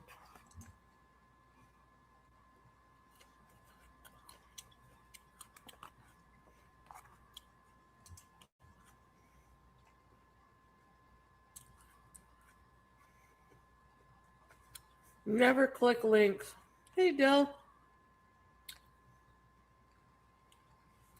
No plan of that now, Froggy.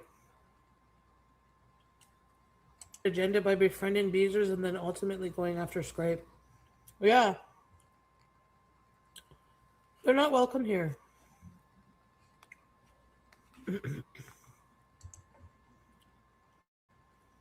Chantal, will you hurry up and finish your meal?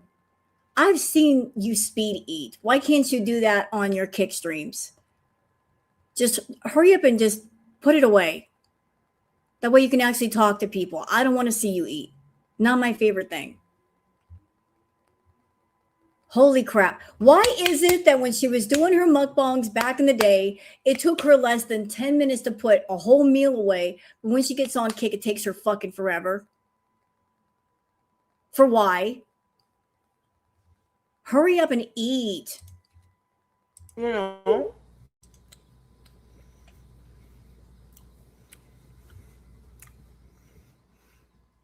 Lebanon. Nice.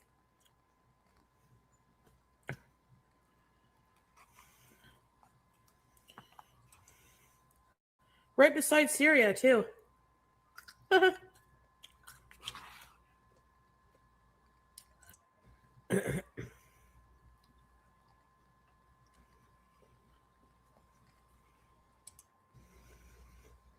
Guys, I'm trying real hard to like get past all the eating parts. I'm like going ahead, like fast forward, trying to get past the food parts, and it just keeps going. It just keeps going. Jeez. Hi, Melly. Oh, Lord. Awful plate. Can you find fish, babies? Oh, you're gonna go your basket. Okay. A tisket, a tisket, a tasket, a beef. Oh, God, I can't. With the fucking songs and the baby voice, I cannot do it. Not today. No to the baby voice. No, no, no, no, no, no, no, no, no, no, no. No, I can't. It's nails on a chalkboard. I cannot. No, no, no, no, no, no. No, ma'am. No. No. I refuse. In the basket. Shut up. I can have the leftovers, I guess, eh? Okay.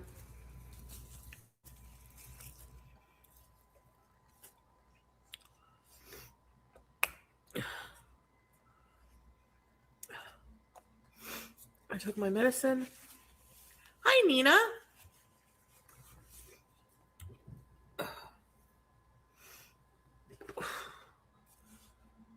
Whew. Filling. Yeah, put it away. Thank you. I'll make a falafel sandwich later if I'm hungry, but I still have some kale chips. No, you don't.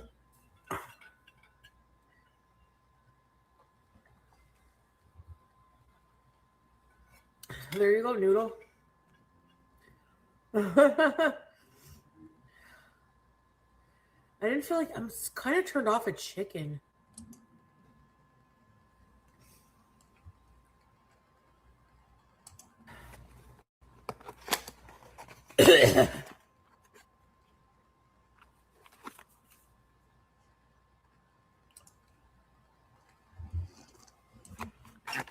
Oh, I'm just now noticing something. She actually changed her clothes. I don't know if she took a shower, but she changed out of that dress. I don't know if the dress has been washed, but it's a different outfit. How about that? It's very healthy, like nutrition standpoint, and it's got a lot of fiber.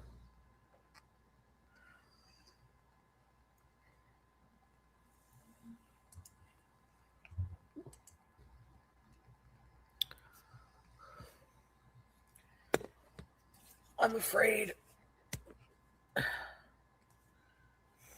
Hell no.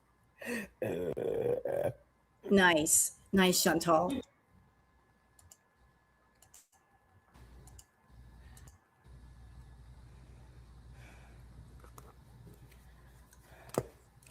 I have tahini all over myself. Yes or no? Yes. I'm sitting here looking for the parts that are supposed to be wild. The stream went on for like an hour and 23 minutes. We're almost at 40 minutes in. I'm not seeing anything that looks wild to me. Did it get wild towards the end? Because it's almost, is it almost at the end? I'm looking because I ain't got time for her boring bullshit today. Yeah, exactly. Now do y'all get why I do the retro reacts? I get questions like, why are you reacting to Chantal, her older stuff? This is exactly why. This is why. It's coming. Okay, I'm down for that if it's coming.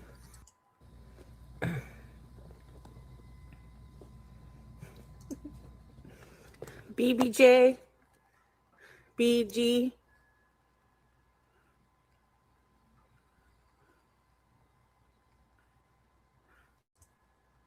I don't want to see a close-up of your face. Get out of here.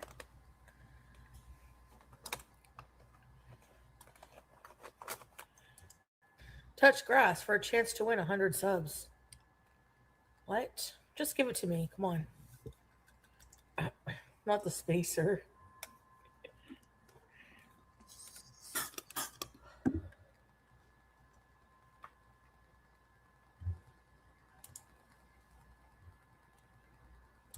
Headache.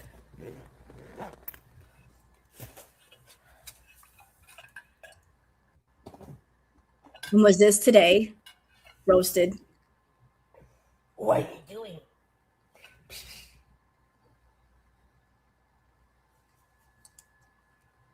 You know, there's something that Foodie doesn't understand about social media and having a channel.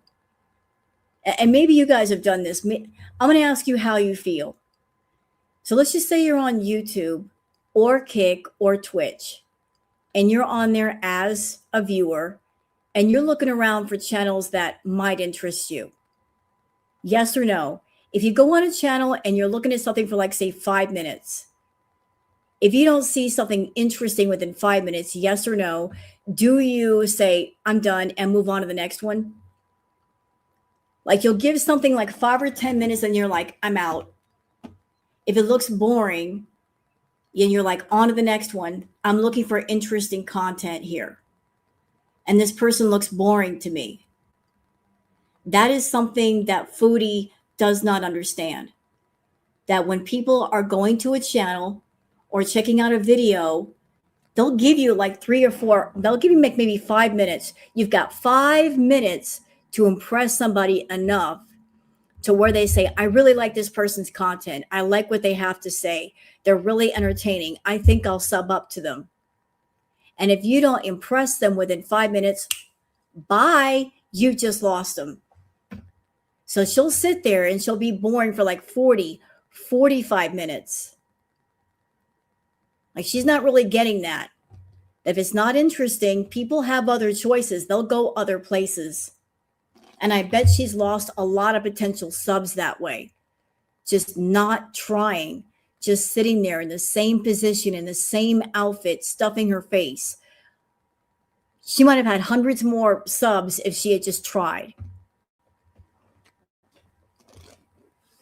So like all she's worried about is how long she's been on Kick, but she's not thinking about the fact that there are so many people on Kick, on Twitch, on YouTube that are trying, that are working hard. They get the subs because they work, not because they expect people to be there. Where's Fish? Where's Fish? Get Fish immediately. Get Fish. Take Tylenol. I don't even know if I have that. Dollar store bees. You're going to Gettysburg. Oh, I don't. About walking after a meal.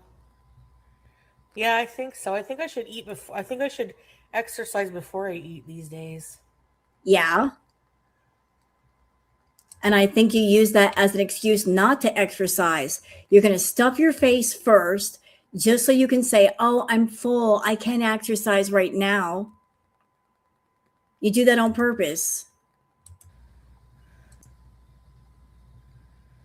Take her for a walk.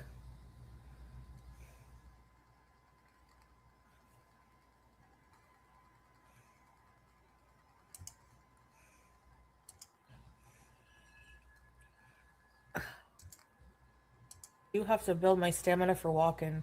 Like if I ever travel somewhere and I want to go be touristy and walk around, like imagine I go to Europe. Like it's all walking. Shut up. Shut up. You're not going to Europe. You are not going to Europe, man. You have talked about this before. We remember you talk about Eurobeasing. You love to talk about Eurobeasing. Did you ever go to Europe? No. You can't go to Europe. You're far too sick for that.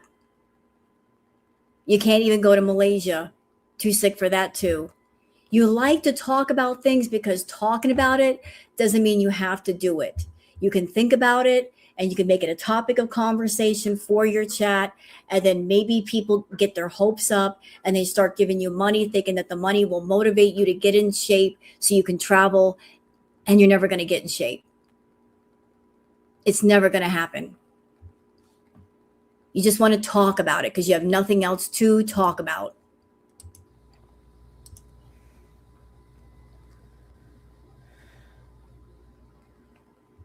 Try lifting weights so you don't have to walk.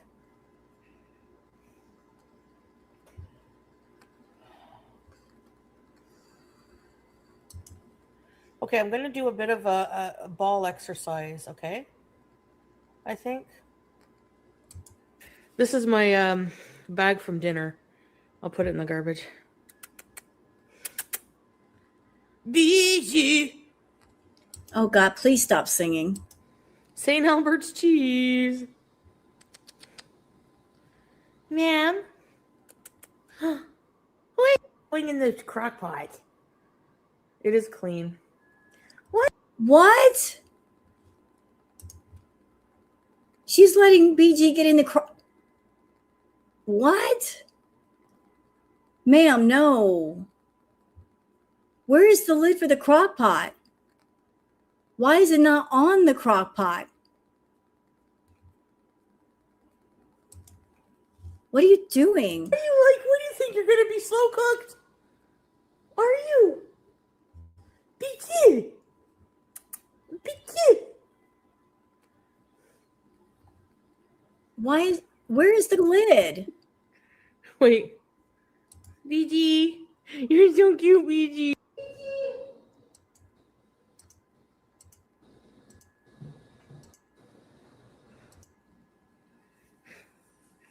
Class action? Oh. My hands are dry. What is that?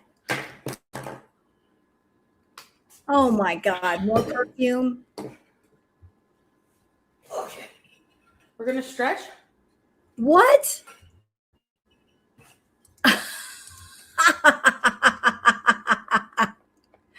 So she's going to put on perfume to stretch. Ma'am, I don't think it's going to help the barracuda smell. I really don't think those few spritzes are going to help the fish smell. No. This ain't a Wendy's and this ain't a Long John Silver's either. Okay.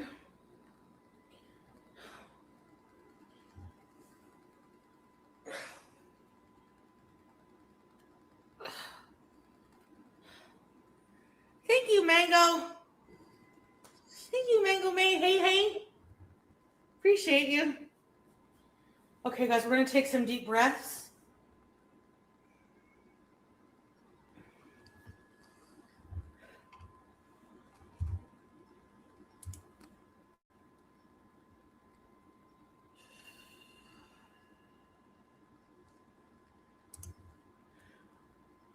Never mind. Okay, we're going to take the ball and we're going to throw it in the air a bunch of times. This really hurts my arms. Why? Why does it hurt your arms? It's not a big ball. It's like a child's play ball. It's not like what do you call those, medicine balls? The ones that weigh a lot, and that hurts your arms? That's like the kind of ball you give a child to go to the playground or to play outside. Why does it hurt your arms? Oh my goodness. Yeah. Really hurts the arms. Why? Ooh.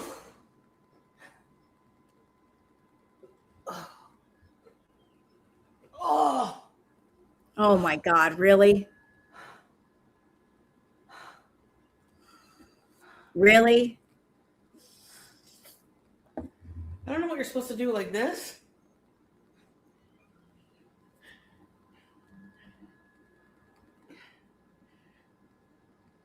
Oh, my head. I better wait a minute. Oh, geez. My head is hurting.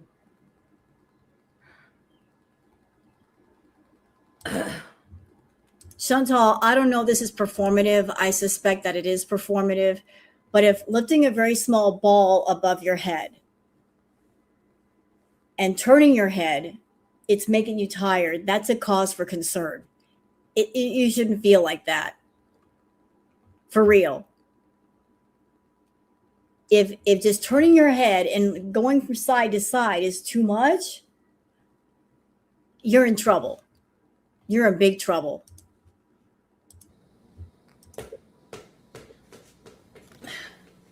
Maybe I should get some headache pills at the dollar store. Oh, I don't think I should eat that meal anymore. Okay, what if I go to the grocery store? The bariatric Pilates? Those were hard. Oh, but wait a minute. You just said your head hurts. And you just said your neck hurts, but now you're talking about going to the grocery store. How are you going to do that if you're hurting? So a second ago, you were hurting. But once we start talking about food and going to the grocery store, suddenly we're all better? Interesting how that clears up so fast. Bariatric my butt.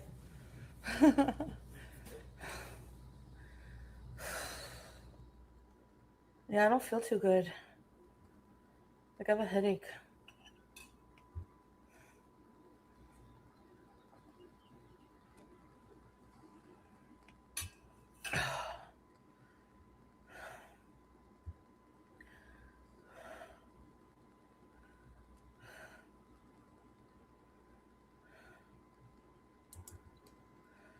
Anna, sweetheart, I am moving as fast as I can with this. I don't want to miss anything. I'm looking to see if there's anything good. I don't want to miss anything. I don't know if there's a rage coming. People said it got weird. I just don't know exactly where. I'm looking. I'm definitely looking. I don't want to be bored either. I promise. I don't like her boring bullshit. We need so. I mean, I've been sitting here waiting. It's like over an hour. Her live went on for an hour and 23 minutes. And I'm like, I'm waiting for the good part. People said it got wild. I'm like, where is it? Where is it? Where's the good stuff, man? She shows her foot. It's bad.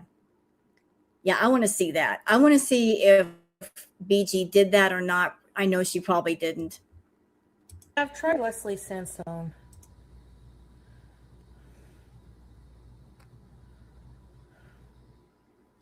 I know, but you have to understand, like, I have to really, like, I don't think I should exercise when have a bad headache and fast heart rate.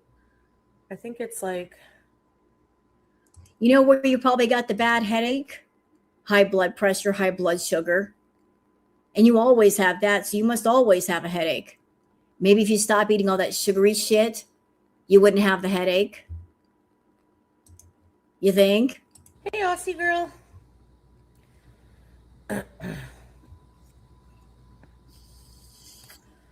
I think it's like maybe the food. I don't feel good. Oh.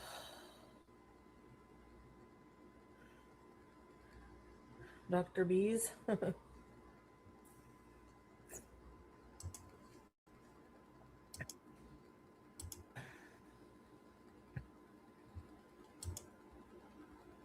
What the hell?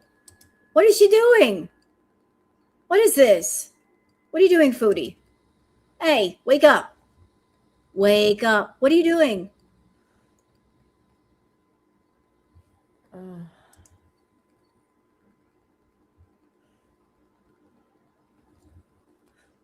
Exactly. You don't even know that a doc would clear you for exercise, so ignore people they aren't in your body. Right.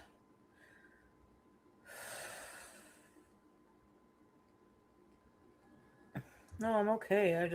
The meal wasn't good. And you know what? I got something to say about you faking this bullshit, Foodie. Like coming on camera and faking tics and faking nodding off. Here's the thing, mama. Listen. You make a point to turn on a camera and show things to people. You fake so much that if something medically really did happen to you, nobody's going to be actually sure if it's real or it's performative. So you might want to knock it the fuck off. You come on camera and you say things to get people to worry about you. You want people to worry over you. You want people to worry over your health or your blood sugar or your high blood pressure or whatever. You like to make people worry to the point where you will fake medical things to make them worry more. But everybody knows you're a faker and you're a phony. If something truly did happen to you, no one's going to know if you're faking it or if you're being for real. That's why you shouldn't fake it. Because if you had a medical emergency and you live by yourself and there's nobody there to give you assistance and you need someone to call 911, who the fuck is going to do that if they're not sure if you're putting on a performance or you're being for real? You might want to stop. You might want to stop all this fake fuckery and get real.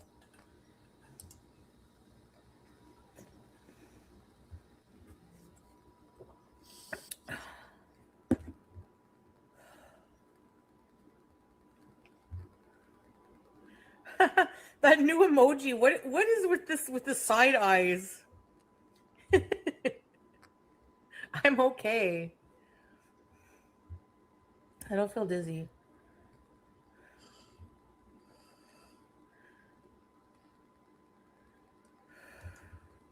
Yeah, you're right, Blue. It's something could happen to her on stream, and we don't know if she's doing it for attention. We don't know if it's real.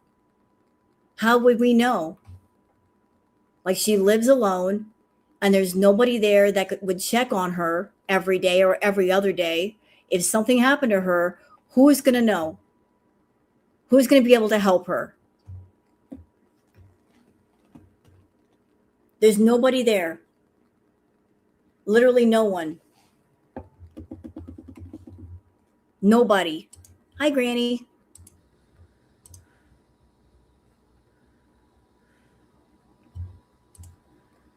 If you guys had to strap 200 extra pounds of weight on your body and walk around, you would be dreading it too. You know what? I don't feel sorry for you saying that. Who caused that to happen? Who let that happen? Do not cry for sympathy. If you were the one who let that happen, you encouraged it to happen. You chose to eat that food. You chose not to exercise. You chose to do those requests. You chose to be part of the fetish world and do the fetish shit for people. Do not expect sympathy for a choice that you decided to make and you keep making. I'm sure that carrying 200 extra pounds on your frame is painful, but are you doing anything about it? No. I've been watching you for years, Chantal, literally years. And never once have I seen you fight back against the feeders. Never once have I seen a live stream where you came online and said, you fucking feeders, all you want me to do is eat. Don't you see how sick I am? What is wrong with you? I have never once seen you do that when you could have, when you should have. Never once have I seen you fight against it. All I've seen is you lean more into it. You had a YouTube channel where you would do a regular content, drama content. You were making good money. Then the feeders got a hold of you, got in your ear, started sending you shit, started sending you money. You started doing that feeder content.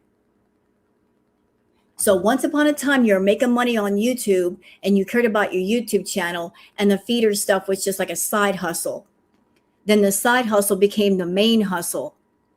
And once you leaned in more into the main hustle, then regular content, you didn't want to do it. Now you're fully dependent on those feeders.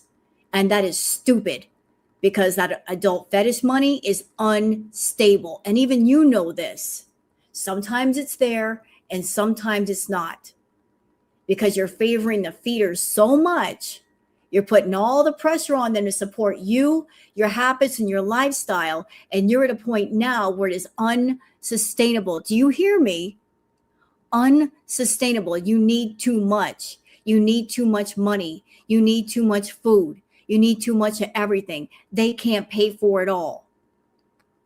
They may give you money here and there, but they can't pay for everything. You're getting grumpy at your main feeders, but they're going to arrive at a point where they're broke and they cannot give you money on the regular. And then what are you going to fucking do? What are you going to do? If they decide to walk away from your ass, what are you going to do? The more stable money is the regular audience, not the feeders. That's just a side hustle, whatever. You shouldn't be doing that anyway. You're a food addict, but you're leaning into that. But never once have I seen you fight against those feeders. Talk back to them. Tell them to fuck off. So you are deciding the path that you're on. And since you are making the decision, since you are deciding by choice to suffer, do not expect sympathy for that suffering if you yourself create it. and you're not stopping it. You picked it, you wanted it, you got it. Now stop bitching.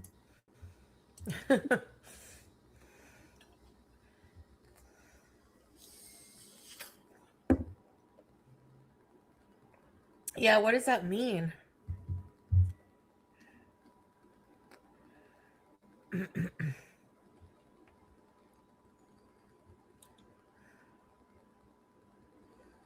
Oh.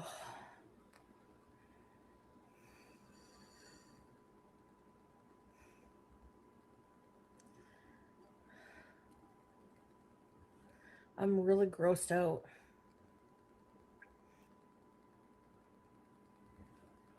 Times in the Middle East, but What happened it here? is a heavy, heavy meal. And people over there eat it for breakfast. You know? And you start out your day with McDonald's, so what's the difference? Widow's Bay, no?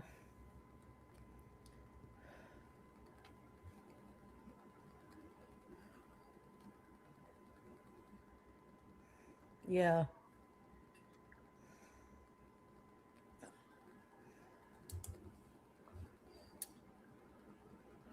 I'm like, I'm really, really, really happy and motivated because I didn't allow myself to order Burger King at night or whatever, you know? So, You know what, chat?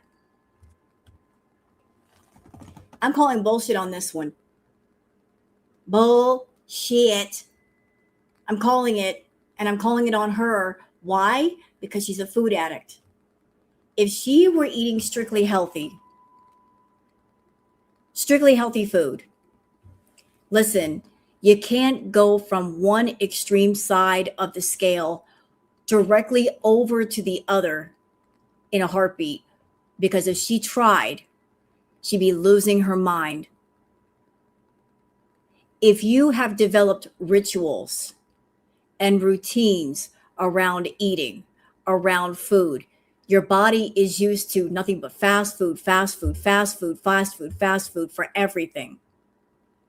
And then if you decide, I don't want to eat like that anymore, to go from this side over here to this side over here, you've got to be gradual about it. You kind of wean yourself off and away from that fast food. It's got to be gradual, because if you go from here to here, your mind is going to fight you. Your thoughts, your mind, it's going to be like a toddler in your head fighting you. You can try to eat healthy food and you can eat it, but the addiction monster in your head is going to go, what is this shit? What are you doing? Hello? Where's my McDonald's? Where's my Burger King? What is this crap? I want sugar. I want fatty foods. I want a donut. I want a cake. Trust me, I've had that voice in my head. It's loud. It's real loud. And not only that, it's mean. It knows exactly what to say to get itself satisfied. It knows you. It knows your weaknesses. It knows your insecurities. It knows your sadness. And it preys on every single bit of that. It'll put thoughts in your head like, go ahead, have that pizza. There's nobody around. Like, who's looking at you anyway? Who wants you? You're unhappy. You might as well get some happiness eating that pizza. I'm telling you, you have thoughts like that. It is a bully in your head. And its objective is to get fed and satisfied by any means necessary. It knows what to say. Oh, you ate a healthy meal? That's nice. We need a reward. You ate some healthy food, then you should be rewarded. You did good. Have a pizza now. Have a cake. You deserve it. It knows what to say. Those thoughts will come at you and keep at you until it gets what it wants. That addiction monster is horrible. Horrible. You'll even dream about food. Even if you do good all day, you will dream about food. That happens too. I can't even begin to tell you how many times I went to bed and I dreamed about fucking food. Even food that I've never eaten. When I was battling the food problem, having a dream about peanut butter cheesecake. I've never eaten peanut butter cheesecake, but I was eating the fuck out of it in my sleep. And then when I woke up, I wanted something sweet. So your own mind messing with you. Your own mind is your own enemy sometimes. But if she's this calm, she had something to eat. She wouldn't be this calm if she wasn't eating some kind of fast food. She's calm. If she were eating nothing but healthy food, she'd be melting down. That's how I know she ate fast food. Like, yeah. It starts in the kitchen. True. What's a really good meal? What's a really good something to eat for somebody with like high blood pressure, diabetes, like plain Greek yogurt with blueberries, or I don't know. There's a lot of things, but you got to watch when you have high blood pressure and high. You know what? She may be saying this on camera for her Beezers or for Salah. But the thing is, we don't know what's going on when the camera's turned off. I guarantee you, she's being a bad girl when that camera is turned off. Real bad. There's what she does on camera, and there's what she does when the camera is turned off. What's going on when the camera is turned off, Foodie? Sugar, you can't have much salt, and you can't have sugar. May as well not even eat. And I had blood clots, yeah. Which the blood clots I had blood clots 2 times in my lungs. And the blood clots in my lungs caused scar tissue. You know what I'm noticing, guys? I just now noticed this because I've been fast forwarding through her stream. Is anybody noticing that she's not snorting like a bull? The last time I reviewed her live stream, she was snorting like a bull. Worse than Rufus. Like her breathing was terrible. Isn't it funny how that cleared up? Isn't that weird? How it went away all of a sudden? How did that happen? The last time she was all kinds of stuffed up and blowing her nose. Did you listen to me, Foodie? When I told you to stop sticking that shit up your nose, whatever the hell it was? Because you were sounding worse than a bull? How? What a coinkydink. No heavy breathing now, no huffing. Maybe you listen and stop sticking stuff up your freaking nose. Which also impairs my breathing. And every time I have to get a chest x-ray, if I just have a cold or something, they always notice the scar tissue. Yeah, Ryder.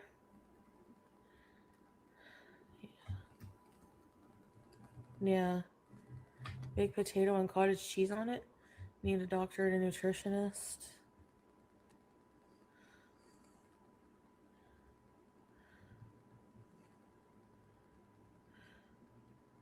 Really, Melly? Uh-oh.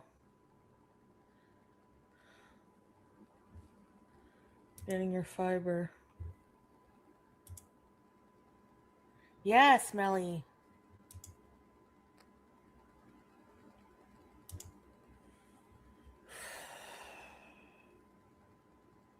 I'm not physically at a point where I can just walk to the doctor right now without there being any like stops in the way to take a break. It's just how it is.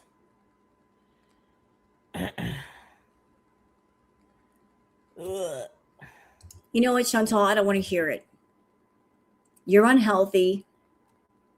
And when a feeder said, go across the border and get some fast food, you drove, 6-7 hours across the border to do those requests for somebody? and then you drove back.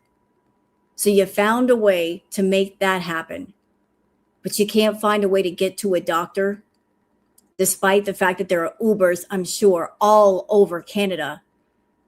You can just call a taxi and go to the doctor and then take a taxi back home. Can't do that?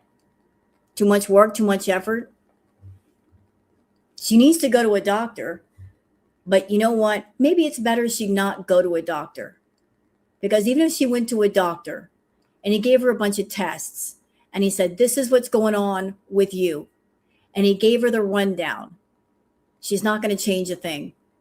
All she's going to do is waste the doctor's time. People go to the doctor when they're sick and they want to get well. She does not want to get well. She really doesn't. Like, in order for your health to improve, you have to care about your health first.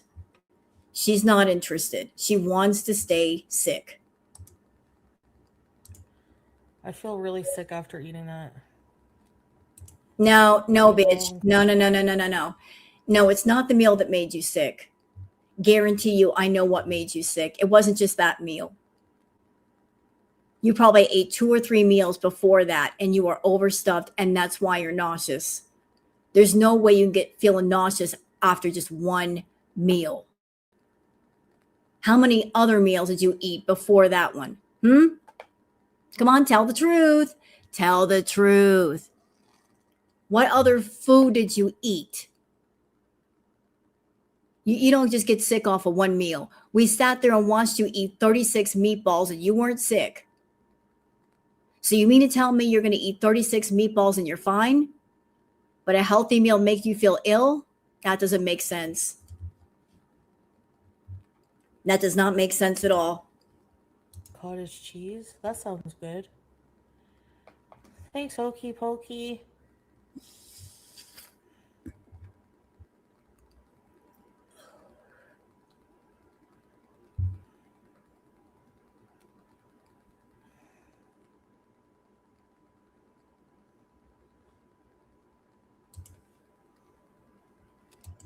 Ow. Okay, I know this is gruesome and I'm sorry. Nope. No, we're going to get past that part. We're not going to show it on screen too long. I just saw it. You just saw it. That's not from the cat. 1,000,000% that is not from BG. No.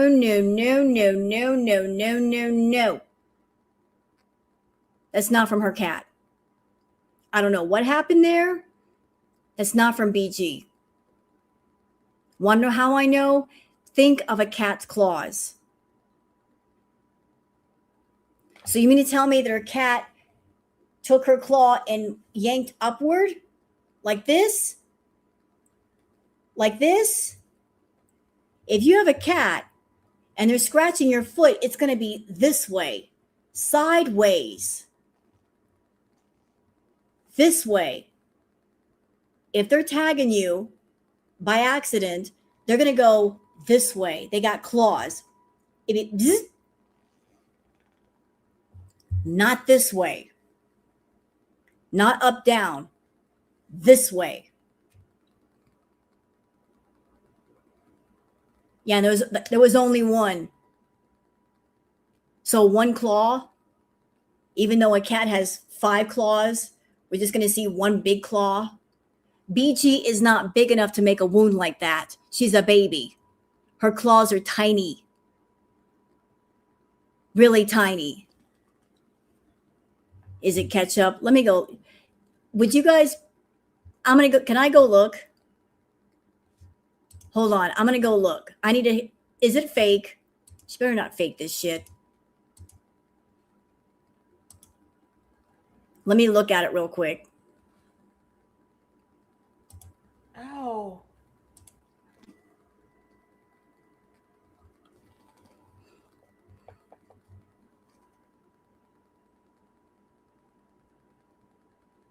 Okay, I'm just holding it on screen for a second. That doesn't, I don't know what that is.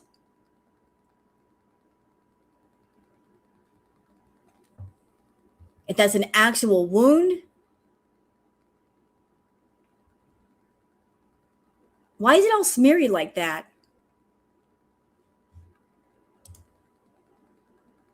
And when did this happen? She was sitting there for the longest. Not a mention, not a word of it. So she sat there for a good I went through her live, not a word of it.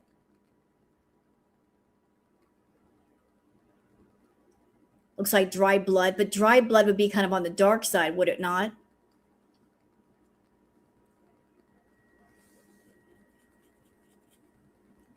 But she sat there for a good hour and didn't say a word. Yeah, it looks like a cup, but it's cross-shaped. Maybe makeup and fake blood. Yeah, I call bullshit. I call bullshit too. Yeah, that's not a cat scratch. It does not look like a cat scratch.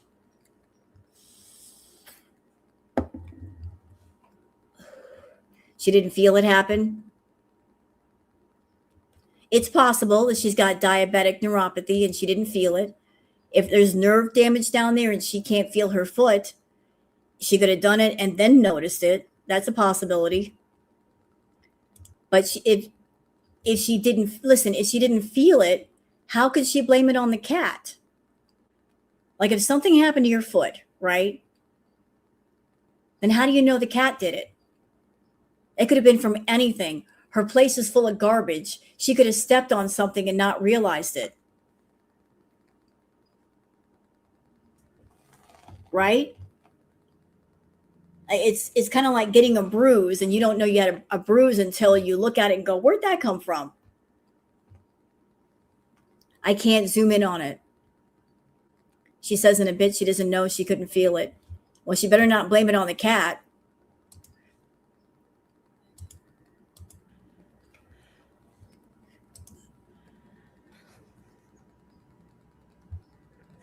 Okay, what I'm going to do, guys, is go for now.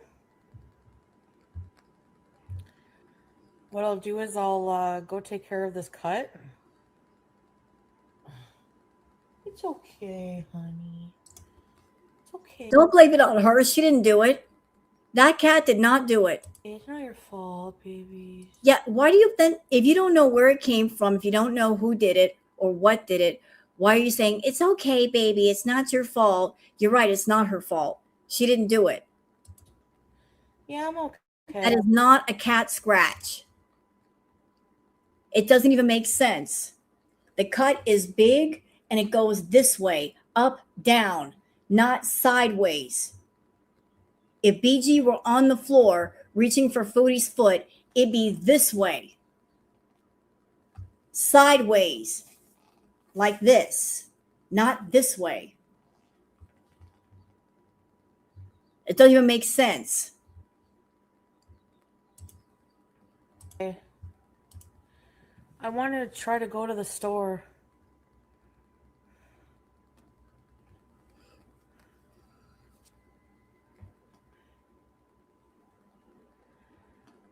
You guys are all freaking out.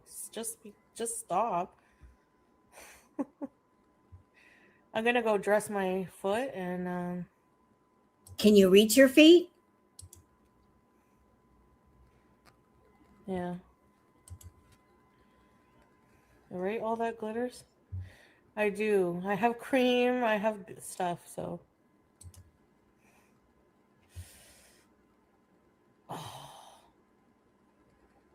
Okay, now, Foodie, you sat there for an hour and you didn't feel it. And then all of a sudden you're pointing it out and suddenly you're feeling pain. I'm calling bullshit. I actually don't know how I got this cut. Did you do this when you were running around? What did you do? What happened, Big Shark?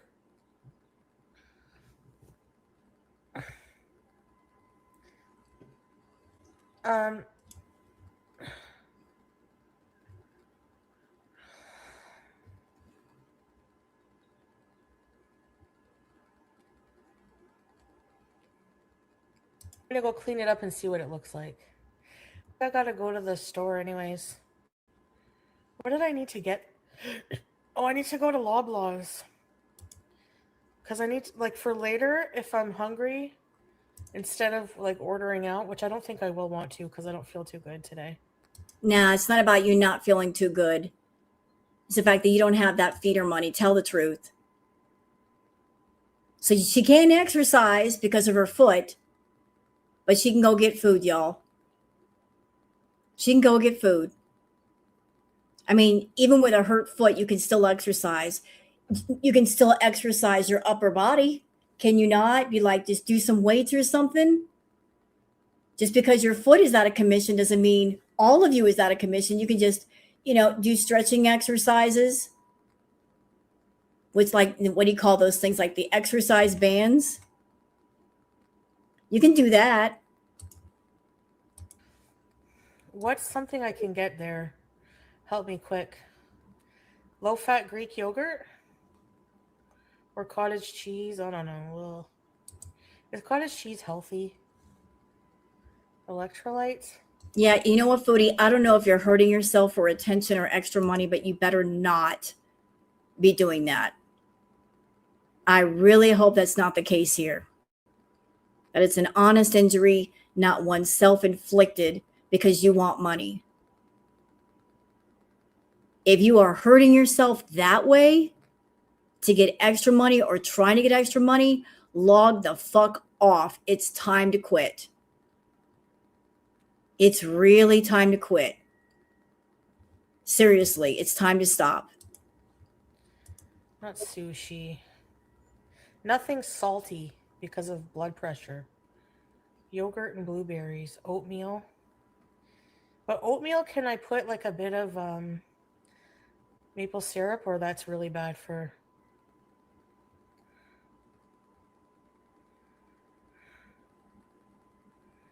Cottage cheese. Yeah, cheese in general.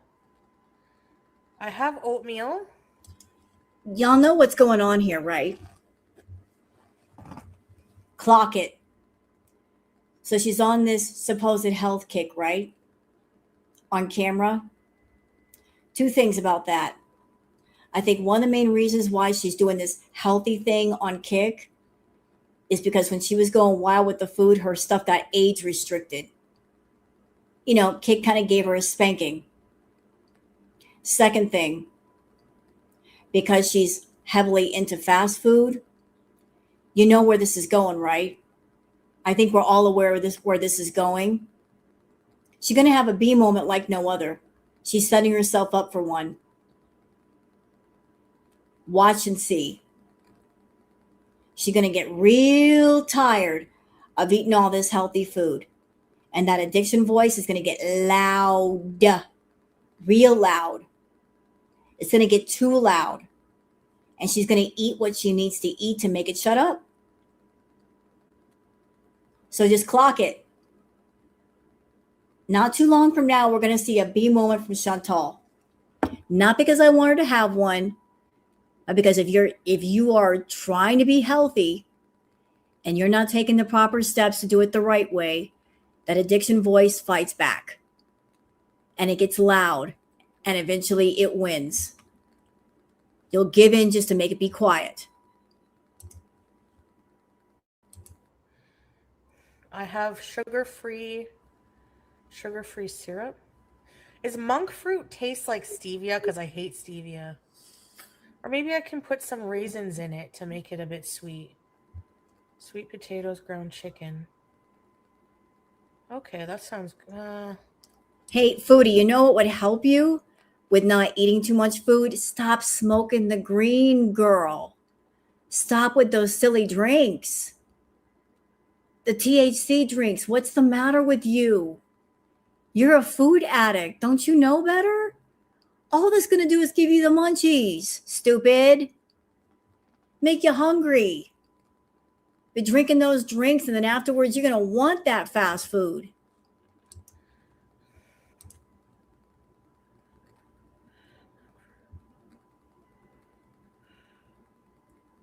I have some steel cut oats too.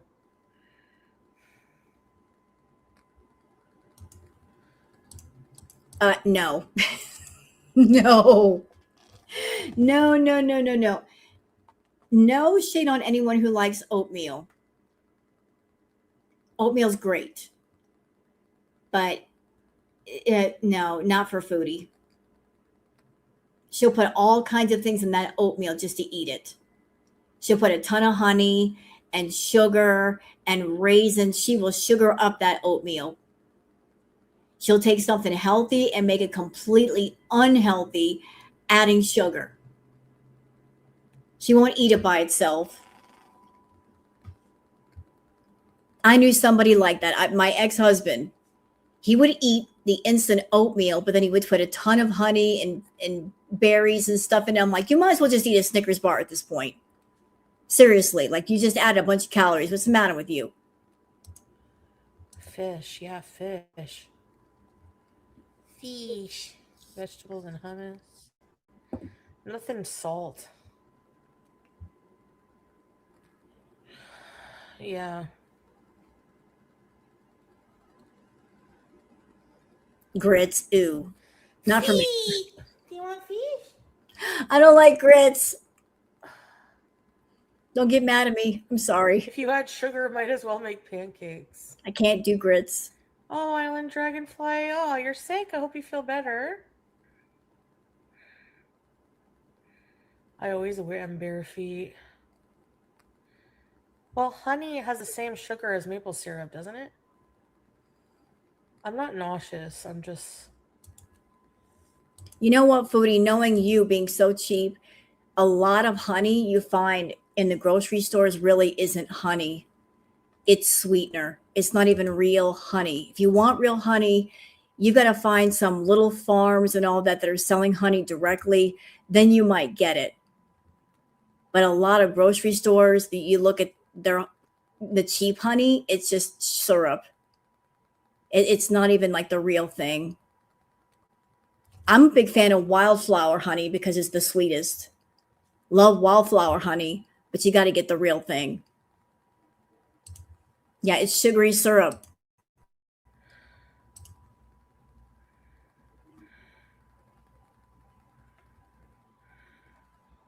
I have a big bag of frozen blueberries. Maybe a smoothie. I have spinach, blueberries.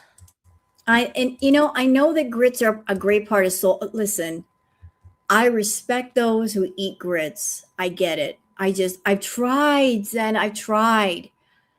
Grits are made out of hominy. I can't do harmony. I can't.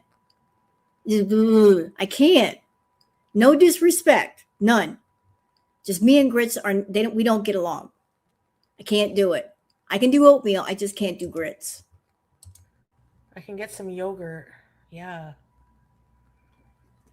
And sweeten it with banana. Honey is really good for you, I know. But high sugar, right?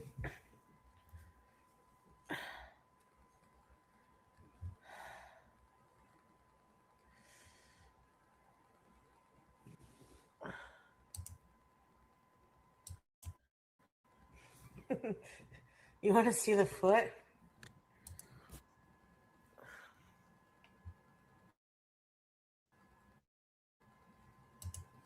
Ew. Why does she keep showing it off? Come on, Chantal. Why are you showing that shit on Kick? And you're right.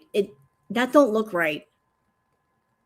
Like a gigantic X. I'm sorry. A cat's paw only goes one direction. How is that cut goes in two directions? Stop showing it off, Foodie.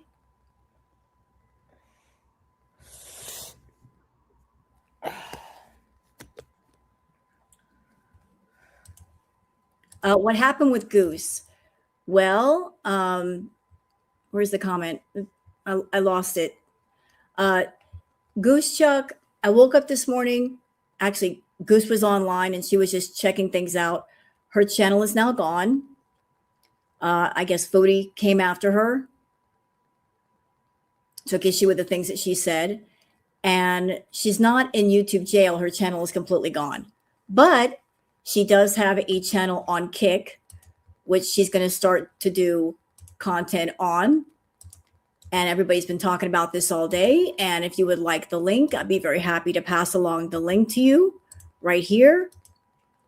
You can join up on Kick and sub up to her. And Girl World has been fabulous today because she started out with like 30 something followers and now she's almost at 300. So good job, Girl World. Let's get it as high as possible.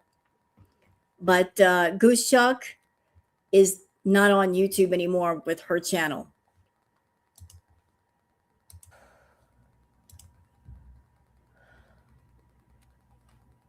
Yeah, I'm gonna go. And is Goose Chuck able to come on with me?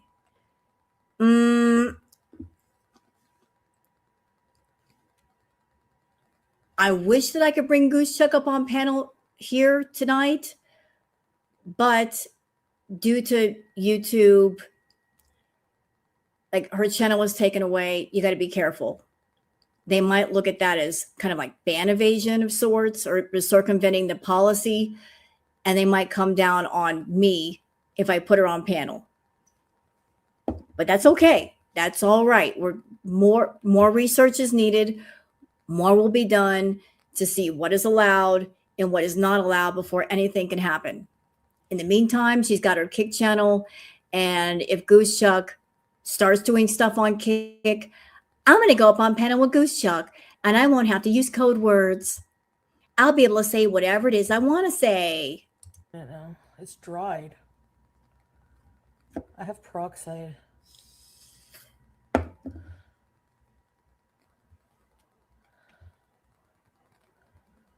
Yeah, I'm gonna go put peroxide.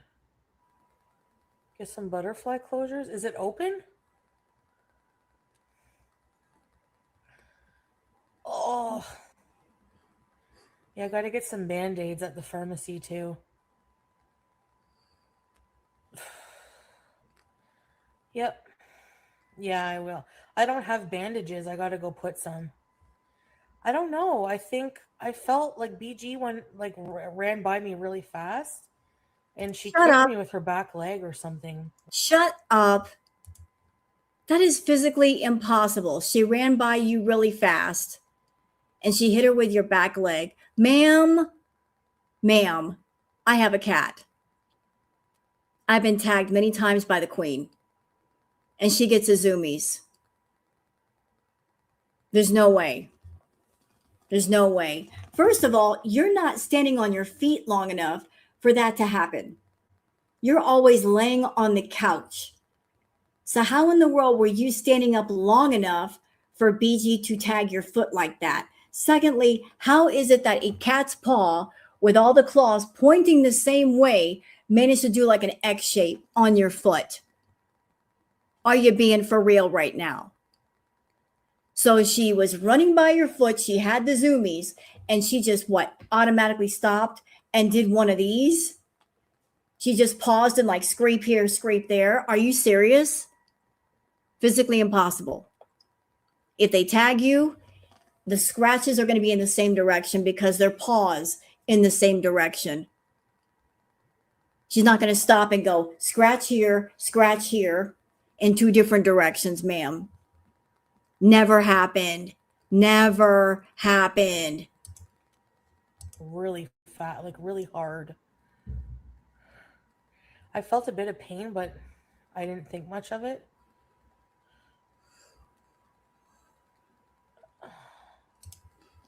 You know, maybe I'm going too far saying this, but I just got this feeling she did that shit to herself. I could be wrong. I hope I'm wrong. But I had a feeling she did that shit to herself for attention. It feels very sus to me. Very sus. Because look at her. She's like showing it off on camera. But you know what, Foodie?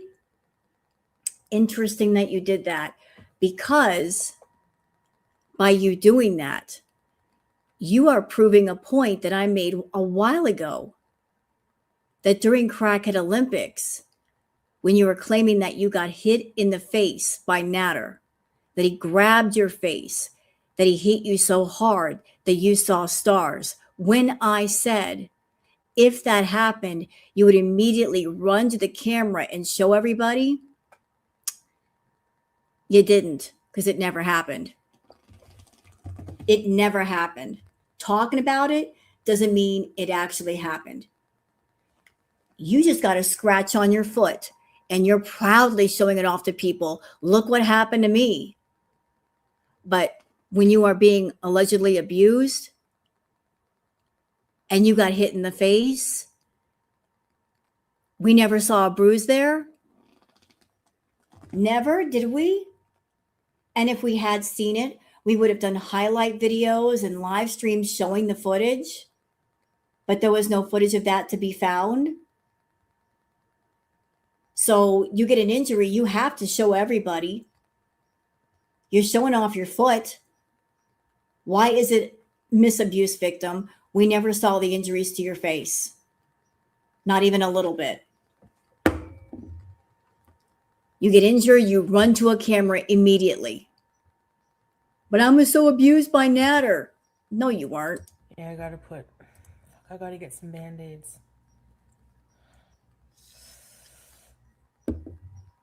Okay. I'm gonna come back though. And when I come back, I don't want to talk about, I just want to have fun. I don't want to talk about elves. But yeah, I will. I'll come back I'll come back after the store, okay? So like give me like an hour or so. So is this the new angle? Foodie hurt her foot. Everybody feels sorry for Foodie. She hurt her foot. Is this the new money making angle? I hurt my foot. People send super chats. Send me some bits. Send me some PayPal money. I hurt my foot. Is that the new money making angle? Because nobody should be sending money because she got a scratch on her foot.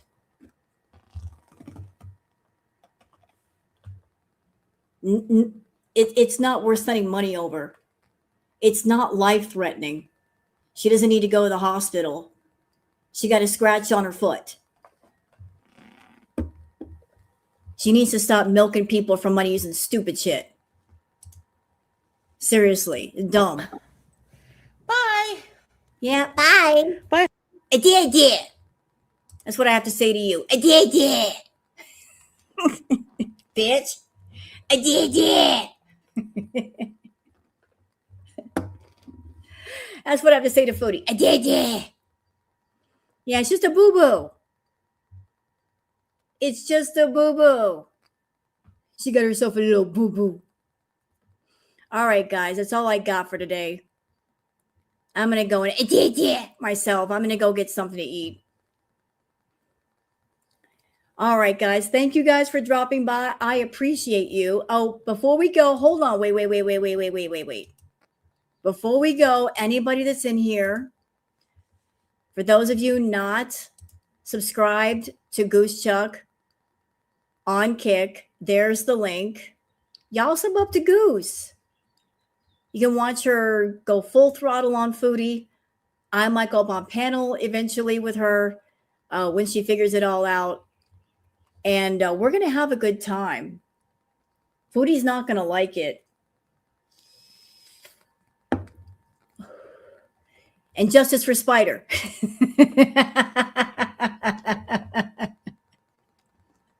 All right. Be well, everybody. Don't forget to sub up to me and like me. If you need me, I'm here. All right. So everybody take care and have a good one. Bye.